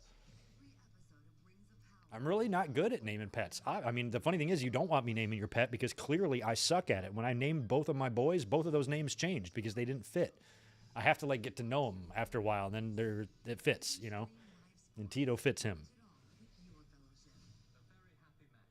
So it's almost like I need to have a pet for like 6 months and then name it after that. But then how do you communicate with it in the first 6 months? Come here, dog.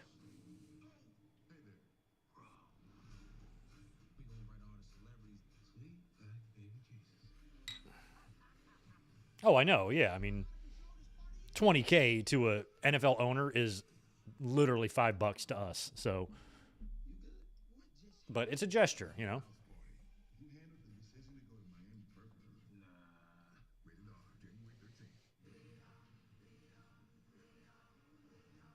Hell yeah, Andy. It's going to be. Mercedes coming out next week. I don't know how it isn't her. You know, how do you not do it? And if you're I mean, I just think there's going to be lots of fans pissed off.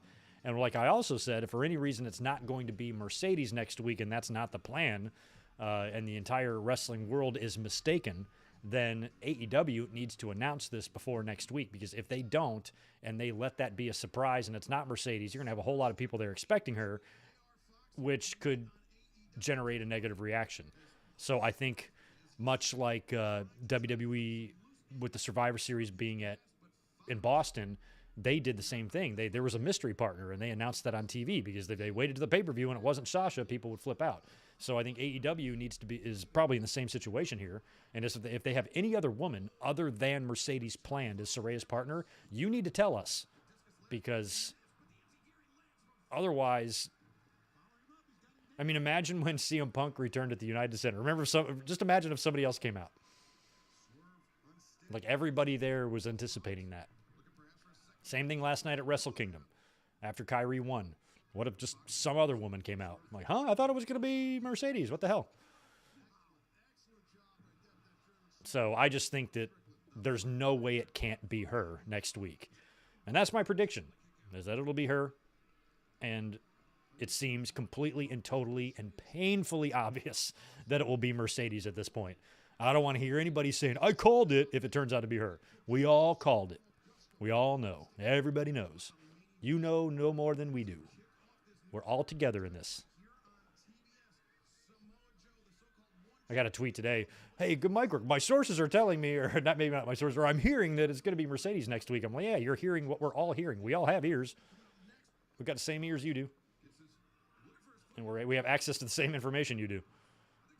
So we know that. Ooh, nice cutter. Nice cutter.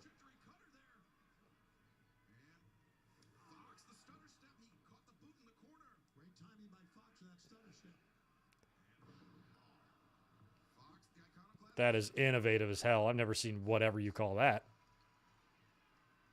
Yeah, this AR Fox guy's slightly athletic, isn't he? 450. Marvelously executed. Not as perfect as you can do it. And that really is as perfect as a 450 as you can execute on another wrestler.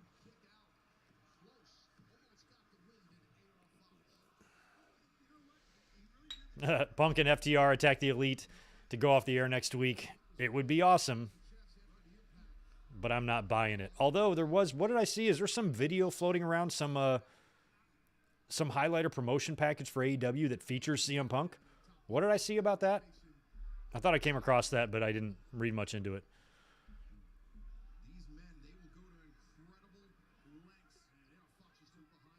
I mean, if I was an AEW oh God. I mean, if I was in AEW's position, if I was able to get, Parker just handed Swerve with Nux or something. Like, if I was able to work things out with CM Punk, I would try to keep it under wraps, and I would try to keep the fans assuming that, oh my God. He just gave him an FU from the top rope onto the apron, or an attitude adjustment. Holy shit.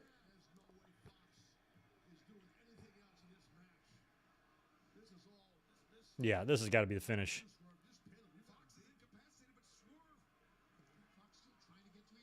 Fox might counter this.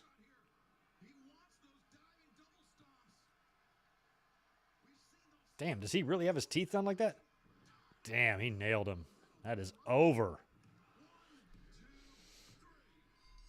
Ouch. I love Swerve. I would absolutely put Swerve in the title picture at some point. There's no reason not to.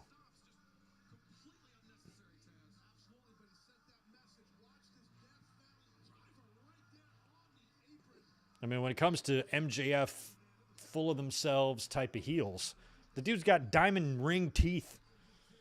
Fuck. Give it to him. Give him the title.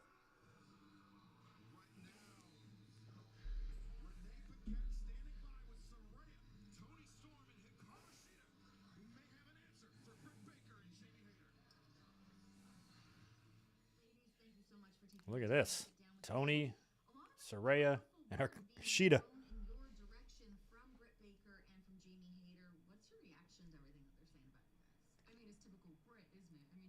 So if Suraya announces one of these two as her partner, or if she's going to say it's not going to be either of you and I'll have a new person next week, that's going to be your confirmation.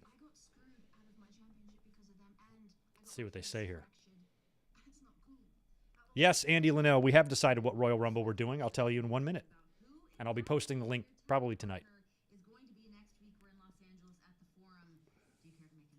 Mm-hmm. I'm so excited. You know, we've been trending every single week with this, which I'm very excited about. And you know what?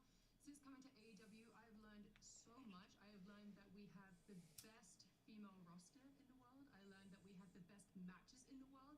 I mean, In the world? Me and Jamie, you know, from Full Gear, and then we have you and Jamie at Holiday Bash, and you guys just absolutely killed it. And I just know that I am sitting next to the best wrestler in the world.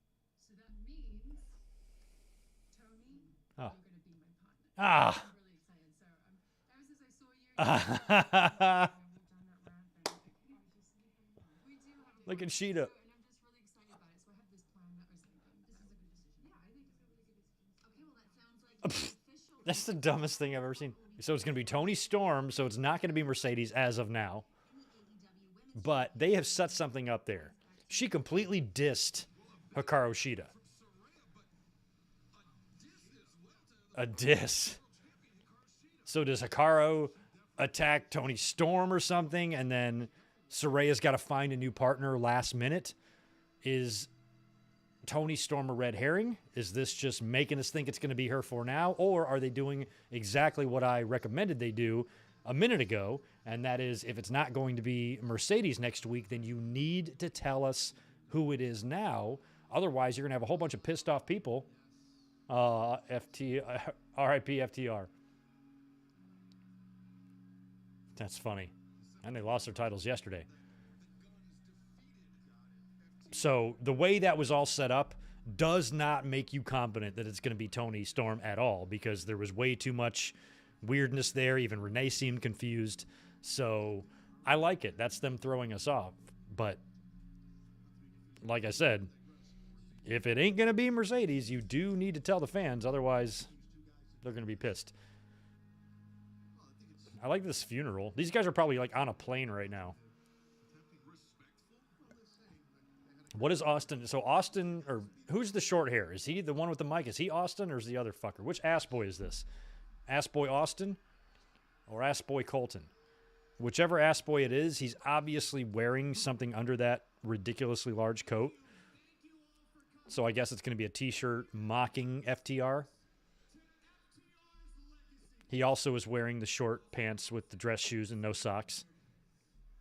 I don't know if I can get through this, but I will try. FTR had a hell of a year.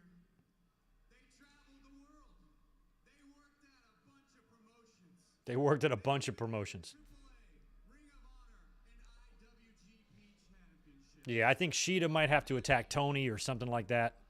They called themselves 7-Star FTR. That's a good idea. Now, Alex, I like that. Have it be Tony all the way up until match time. Right before they go to the match, you cut backstage. Sheeta has taken out Tony Storm, maybe as Saraya's making her entrance, right? So Saraya's already in the ring. Sheeta's taken out Tony. Saraya's got a handicap match, and that's when you bring out Mercedes. That could work. Clean in the middle of the ring. They lost the ROH belts, the AAA belts, the IWGP belts, and even started a podcast that no one listens to. Started a podcast that no one listens to. He started a few people listen to it. 10 years, the gun's destroyed in 10 minutes. Now please, stand up and join us as we all remember and honor the legacy of FTR in a moment of silence. Oh, you're going to be a Lambo Mike Witt on Sunday. All right. I hope the Lions fuck them up. I hope Aaron Rodgers steps on a Lego at home at night and breaks his big toe. Wait, they're not here, are they? There's no way. No, they're going to be fakes. Watch. They're going to be fake FTR guys. How much you want to bet? They're going to be little fakes. Oh, or it's just a psych out. Okay. I thought they were going to bring out like little people or dress ups or...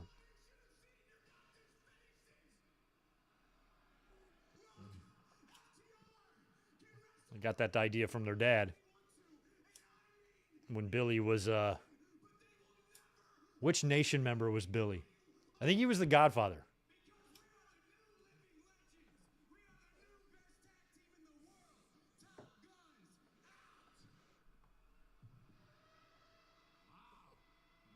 Okay, so short-haired ass boy isn't going to reveal some... You actually wore that to the ring? Aren't you supposed to take that off and reveal a t-shirt? No? Okay, guess not. I can't tolerate the Aaron Rodgers slander. Okay, well, just explain to me. Remember right before the season started and there was that ridiculous video of him showing up to training camp like fucking Con Air and that slow-motion, long-haired walk with the tank top, and then he like drops his luggage and walks into the door. How in the world can you support a douchebag like that? My God. You talk about a guy who literally lives up his own ass. Jesus, man. I mean, it was funny, but I mean, I don't know what he was going for. If he's trying to look badass, all he did was look ridiculous. There was nothing badass about that. It was everybody going, what is he doing? What is he doing? Slow motion walk. Drops his bag in the parking lot for some reason, because that's what normal people do. His little tank top, his jeans, and his belt. Oh, my God. If that's who you want to admire, go right ahead, but I got to tell you, you admire a douche. Dude can throw the ball, and I've met Aaron Rodgers probably 4 times. I've met him a bunch. He's been in my restaurant. He used to live down the road from me. Still hate him.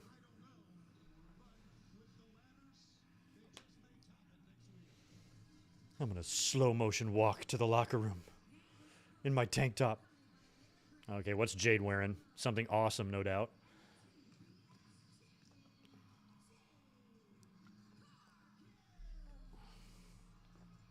Isn't he putting, like, cattle dewormer up his ass and stuff? Like, why? Bleh. Fuck Aaron Rodgers. He's a moron. God, Jade is insane.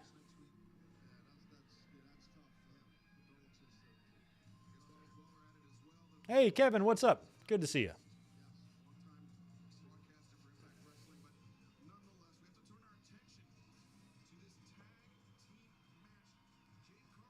But I can totally relate to, like, Rodgers being the quarterback of your home team. Like, I'm from Detroit, so I've had plenty of assholes.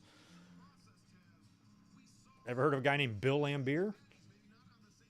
The fucking bad boys, man, the reputation they had, but I had to love them, you know? They were going out there just beating the snot out of teams, like literally punching them to death to beat them. And I had to be okay with that. I knew it was fucked up, but they were my team, so I didn't care. So I get it.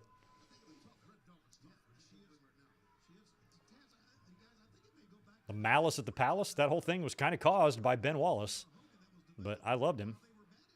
Rasheed Wallace was no picnic either. I loved him too.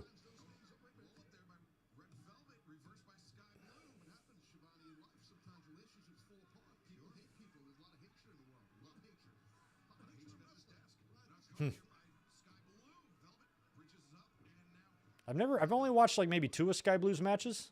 I think she had a couple of Rampage outings or something. I might have seen.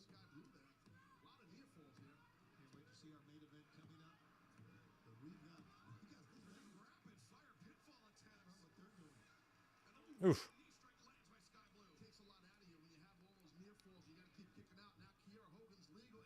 Damn. Hogan nails Velvet.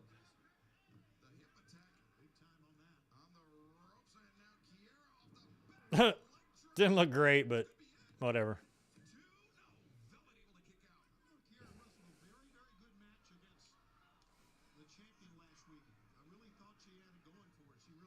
Jade is chiseled out of stone. Yes, she is. Delicious, creamy cappuccino stone.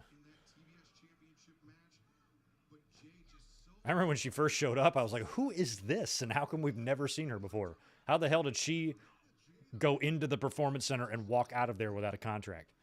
But apparently she did.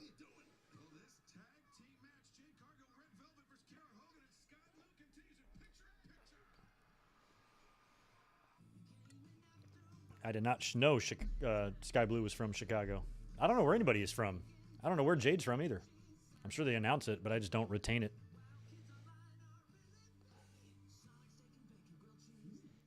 Stone is chiseled out of jade. Sharks have a week dedicated to her. She never says anything tastes like chicken, not even chicken. She's the most interesting woman in the world.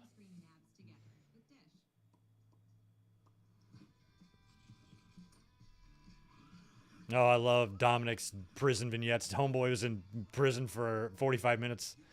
He came out hard. It changed him. He's got the teardrop tattoo. We watched that on Monday. It was great. When you find that perfect pair, nothing can stop your shine. Because when you feel fly, you look fly. Jamie? Imagine the surprise partner next week being Nia Jax. I will immediately leave and go to the concession stand and buy the strongest alcoholic drink they have. Drink it right there in front of them and then ask for another.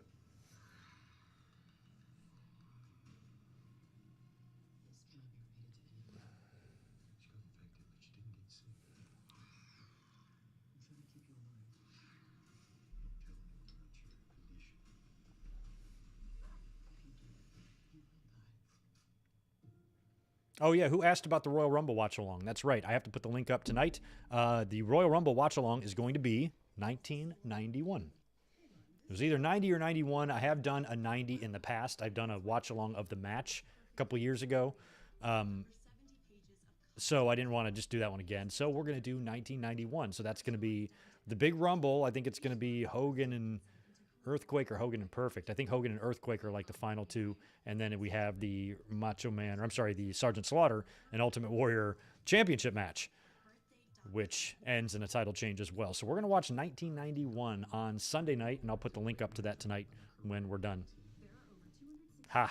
See, that's so funny. I remember CMAC. I remember that very same Sports Illustrated because we had it in one of my classrooms at school. I would have been like 8th grade or something, and I went in there, and there was another classmate of mine that was from Michigan. She had also moved from Michigan too and lived in North Carolina. So we always kind of had that in common and talked about it. She was a big Pistons fan. And when I came in and I saw that Sports Illustrated on the magazine rack, I'm like, holy shit, look, they have that. And she goes, I kind of want to take it. And I'm like, I kind of want to take it. And I ended up stealing it. Yeah. Had the school's address on it and everything. It was awesome. Put it right in my book bag, went home with it. Fuck you, elementary school or middle school. I'm not ashamed. I'd do it again.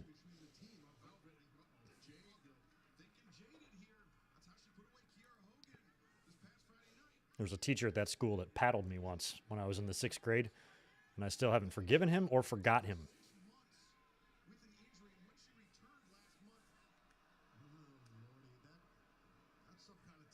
That is not cool. Yeah. Tapping her on the head. That's how you tag her?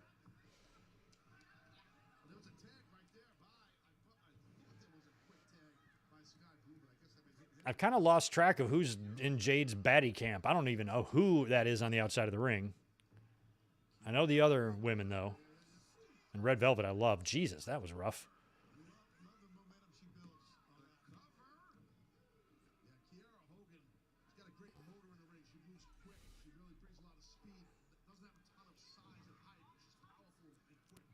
We're probably going to take a sharp next direction, though, after 1991. We might fast forward like 16 more years and do like 2007.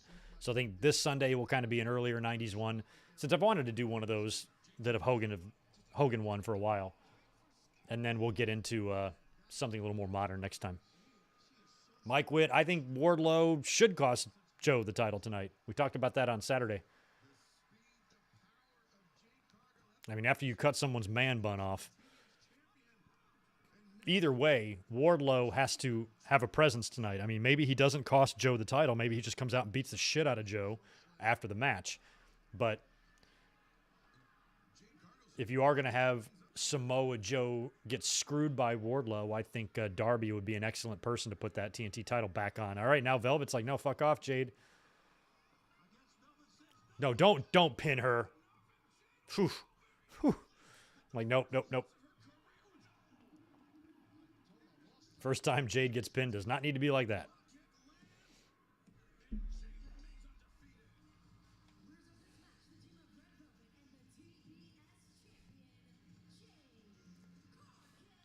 You stole magazines from junior high too. That's cool.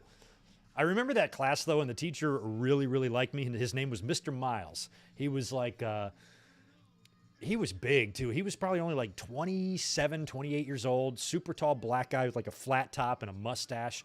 And he was awesome. And he really, really liked me. And I think that he would have been cool with me taking that Bill Lambier magazine. He'd be like, I don't give a shit, dude. Go ahead, take it. He was really cool. He was really bad at his job though, because I got an A in that class, and I definitely did not deserve it. I don't think he really knew what he was doing, but man, he was nice, and he really liked me. Sweetheart of a man. He only lasted like a year or two. He was gone. I think they let him go or something, but he was cool. Mr. Miles was the best. Shout out to Mr. Miles. Wherever you are today, you were a great teacher.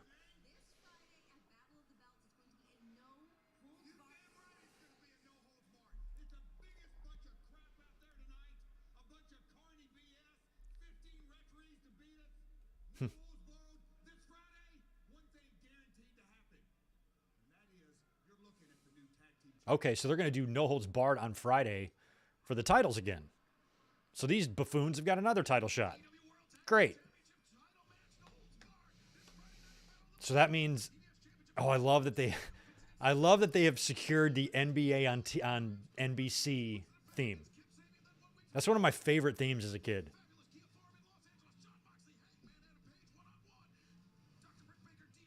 I love that. Memories. I love the NBA on NBC. Grew up on that. Grew up on that theme. Danielson and Takeshita. Bill and Moriarty against Hook and what's his fuck. And then match number 7 next week.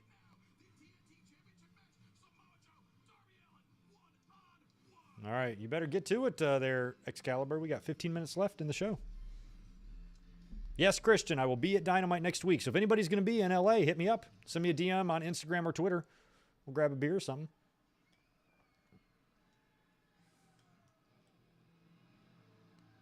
If y'all live in a Los Angeles area. Does Darby have new music? This feels like a whole new Darby presentation.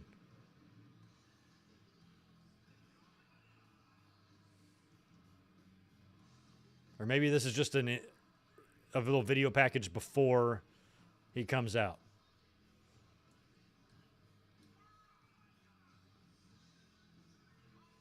See, this makes you think he's going to win the championship here. He's skateboarding outside of Seattle. They're doing a whole fucking intro for him here. Wardlow's costing Joe the title. I believe it. Oh, yeah. Okay, regular music for Darby. That was just a video package.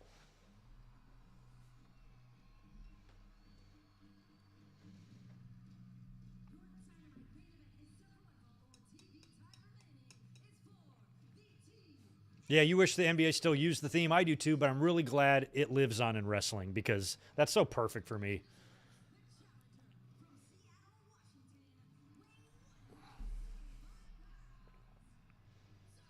Darby and Joe. Longest reigning TNT champion in history.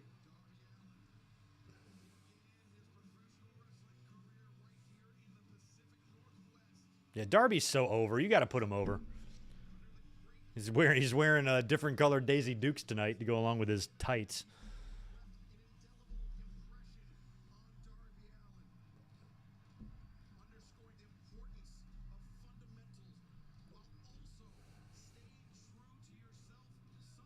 The guy who lists medication side effects versus Excalibur at WrestleMania. Or the Micro Machines guy against, throw him in there as a triple threat. Yeah, Ray and Dominic feels like a lock for WrestleMania. I finally feel confident that's going to happen. It's so obvious it's going to happen at this point, and for some reason it didn't. It would kind of blow my mind. Who's this? Nick Wayne. Who the fuck is Nick Wayne? Oh, Pro Wrestling Prodigy. Okay.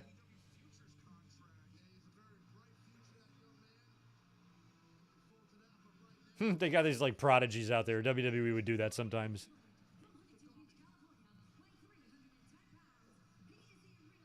They'd get so excited about people when they signed him. We've signed Tiger Ali Singh.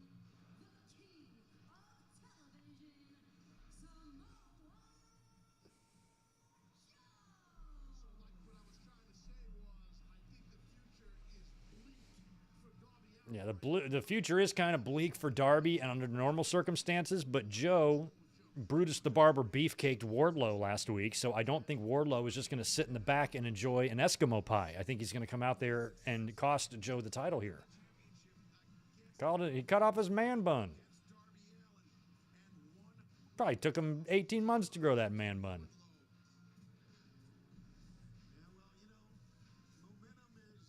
He had to, like, talk to hippies and ask them how to maintain it and stuff. He had to go through all that work. Oh, no. Joe grabs the kid. Oh, torpedo coming for sure. Where's Darby? Boom. There he is. Oof. Wicked bump right off the bat. It's like an 8th grader fighting a 4th grader.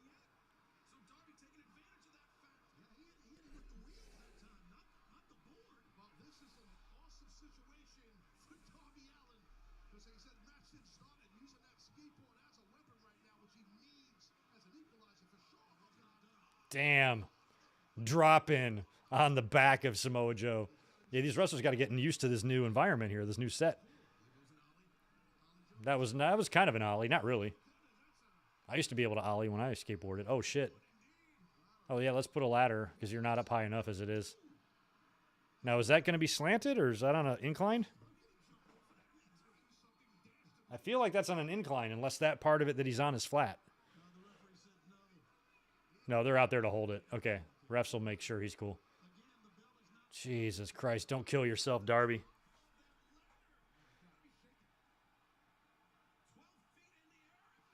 Oh, fuck. Okay. Whew. That wasn't that bad.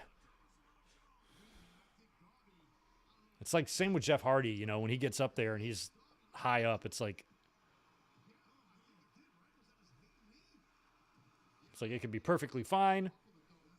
He could hurt himself a little bit. He could seriously injure himself, or he could die. It's like 4 things that could happen.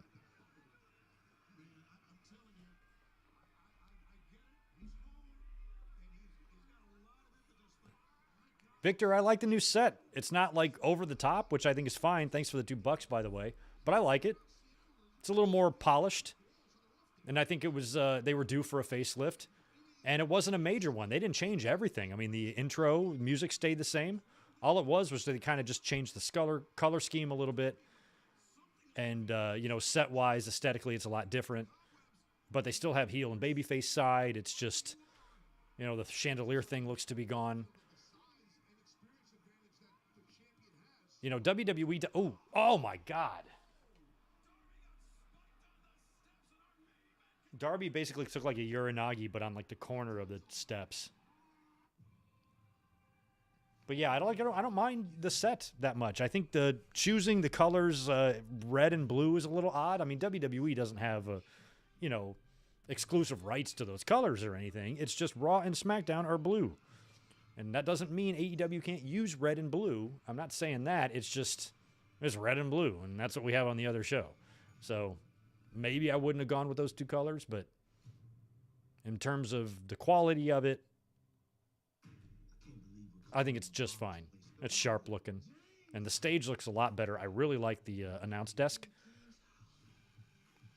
I like how that all looks because the announcers remained up there, but they gave it they show the announcers a lot on the show. So they spiced up and polished up that area too.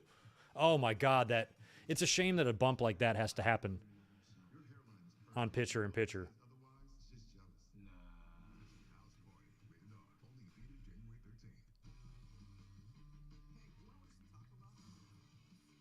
Yeah, and the first time these guys fought, I mean, Joe just whipped his ass the whole time. Like, I don't even know why you would run this back on this night and have Darby be the one to come out there and try to save Wardlow last week if you weren't going to have Darby win the title tonight. Otherwise, you're just doing this match again when you could put Joe in there with anybody if you wanted to have him just retain the title again. It doesn't have to be Darby. So it seems like all the needles point to a title change tonight. But last week, I was certain we were going to have a title change too, and I was wrong as shit. So we shall see.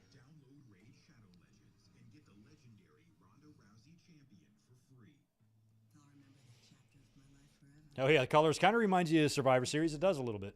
We protected that progressive home and auto bundle day and night. We left our blood, sweat, and tears on that yard. I love that Flo is still at it. Flo and progressive.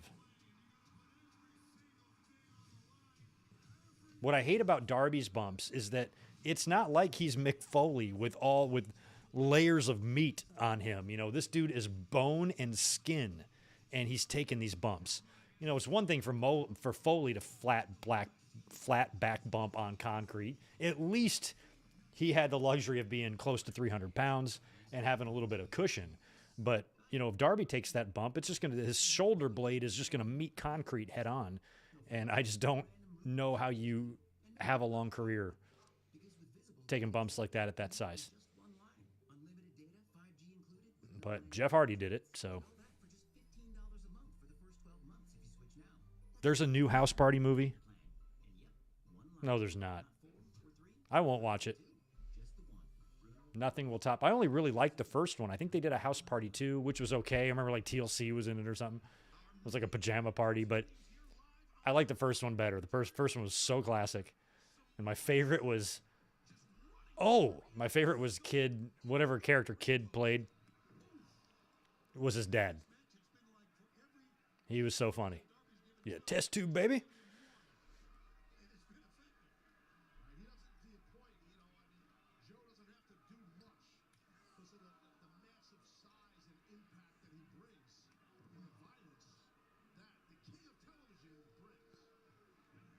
Big elbow miss. Darby finally got out of there.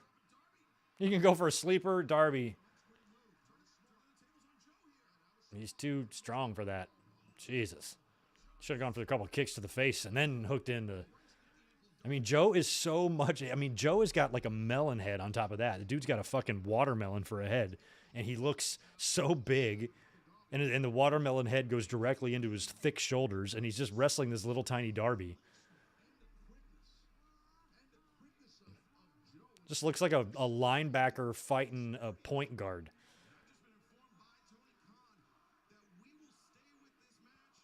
Fucking Reggie White versus John Stockton in a fight.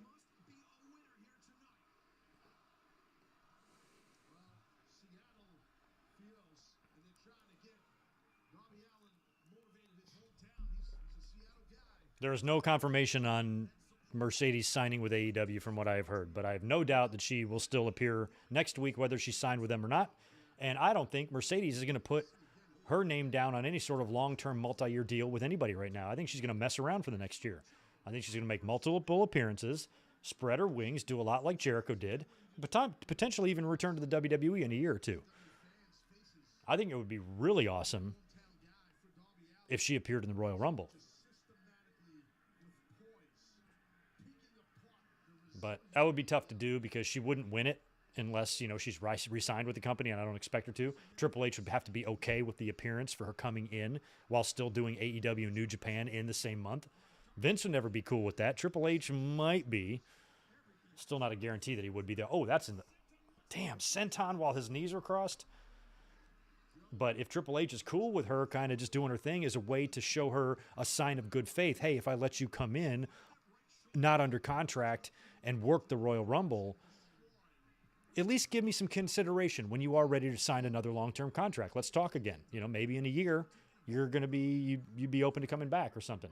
So I'll let you appear in the Royal Rumble just as a show, a sign of that I mean business and I'm serious and would still love to have you come back. Maybe he would, but that would be tough to do as well when she's trying to establish herself as Mercedes Moné, and then she's going to come in as Sasha Banks. So I think WWE would have to somehow acknowledge that she is now known as Mercedes Moné.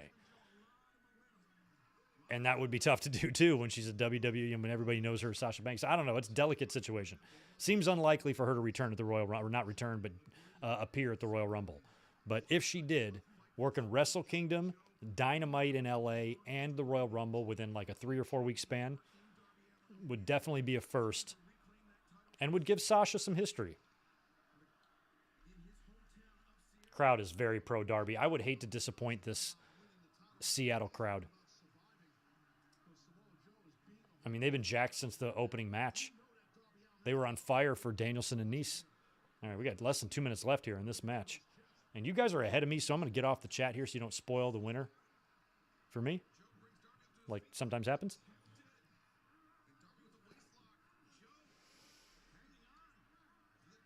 Up, turnbuckles off. That's a good spot for Joe to take a buckle header there. Now he's got the choke. All right, there's Darby with the Brett move. Now I imagine Joe's going to get up and Darby's going to kick him right into the... Oh, Joe's going to charge and miss. Or nope. Okay. It looks like there's still a pad on there. Oh, God.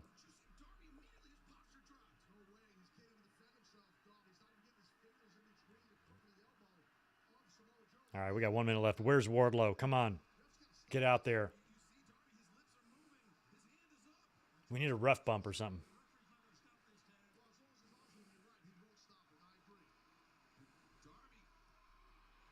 Darby is fighting back. Oh, and Joe hits the buckle. Still look like there's a pad on it, but... Oh. Fucking destroyer. Coffin drop. He's going to beat him clean without Wardlow's help. Coffin drop to the back. No way. Oh, coffin drop again. He's going for another one. He's going to beat him.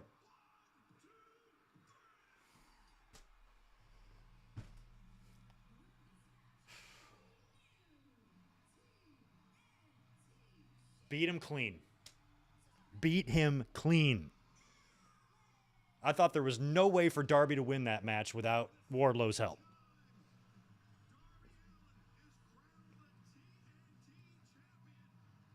Darby's a man. He's so fun to watch. He shut me up, that's for sure. That's so cool. Good for him. What a great main event. These are, you get them sometimes, but you just don't get these main events on Raw and SmackDown. Every now and then they'll throw a cool one at you. You'll get a Gunther and Ricochet tearing the house down or something. But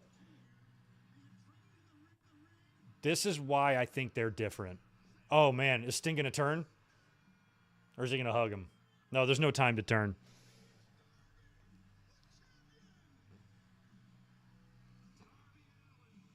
That's cool. Sting's going to come out and celebrate with him. As long as they don't swerve us with something crazy. Don't overbook this. Yeah, hug is all we need. Look at a fucking Cookie Monster in the front row. And that's good enough for me. So cool. Just don't throw an unnecessary swear. I don't want to see a Sting turn. It's not the time.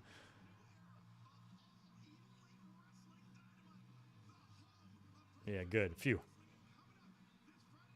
Very cool. Very cool. Very cool main event.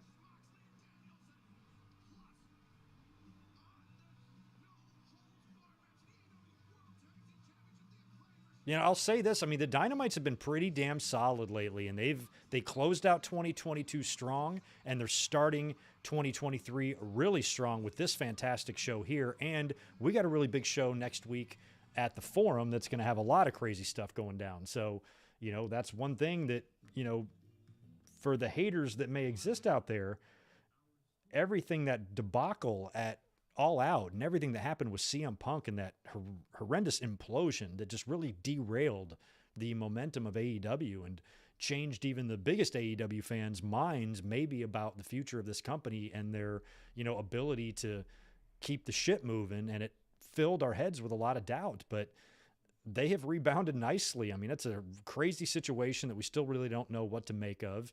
It was a situation that, you know, might be enough to do a company in morale-wise or whatever, but they were able to weather the storm. And now that we've, you know, got Ring of Honor has got a, you know, kind of a streaming platform, and we've got all those extra belts and all those extra wrestlers out of there, and they've kind of repaired a few damages to the locker room morale-wise. People have stepped up as legitimate leaders. They've made some big internal hires backstage. They've kind of got a new look now. They've really rebounded nicely, and they haven't really missed a beat really with their TV. They've still been providing really good wrestling, even though there's been some booking issues here or there. But the last few weeks have been really good. I thoroughly enjoyed tonight's Dynamite, and next week in LA at the Forum, I'm going to be there for what's going to be probably Mox and Hangman Page. And, of course, we've got Saraya's mystery partner that we thought was going to be a mystery partner. She announced it as Toni Storm tonight. However, we saw that Hikaru Shida kind of got dissed. Even Britt Baker in her sit-down with Jamie Hayter called herself the boss. They've dropped hints out the ass that it's going to be Mercedes. And like I said, if it's not going to be Mercedes, they need to announce that ahead of time so they don't disappoint everybody. So when Saraya announced it to be Toni Storm, that's surprising. But since they executed that announcement in the way that they did, it still leaves the door open for potentially Mercedes to be there. So I'm hoping that that's what I get to see next week in person. So obviously no live reaction next week. Yes, Mike, I will take plenty of video and all of that, but anything that I have uploaded on my experience on that show is probably not going to come for a day or two later. Probably Friday morning is like the earliest I'd be able to get something like that up next week, but it's going to be fun. So look for me next week. Like I said, I'm going to be bottom row there in the second row, and Hardcam should be facing me, so I'm not going to be bringing a sign or anything, so just look for the bald head and the sexiness, and you should be able to pick me out. But it's going to be a blast. Next video for this channel is scheduled to be on Saturday. We'll be here for the Winged Eagle podcast, and then on Sunday we're going to watch Royal Rumble 1991 with Savage asking for a title shot, it getting denied, and Warrior defending the title against Sergeant Slaughter. It's going to be fun. I think it'll be a good week here on the channel. So thank you so much for being here. Have a great rest of your Wednesday night. And as always, it is a pleasure. I will talk to you very soon. Have a good one. Peace.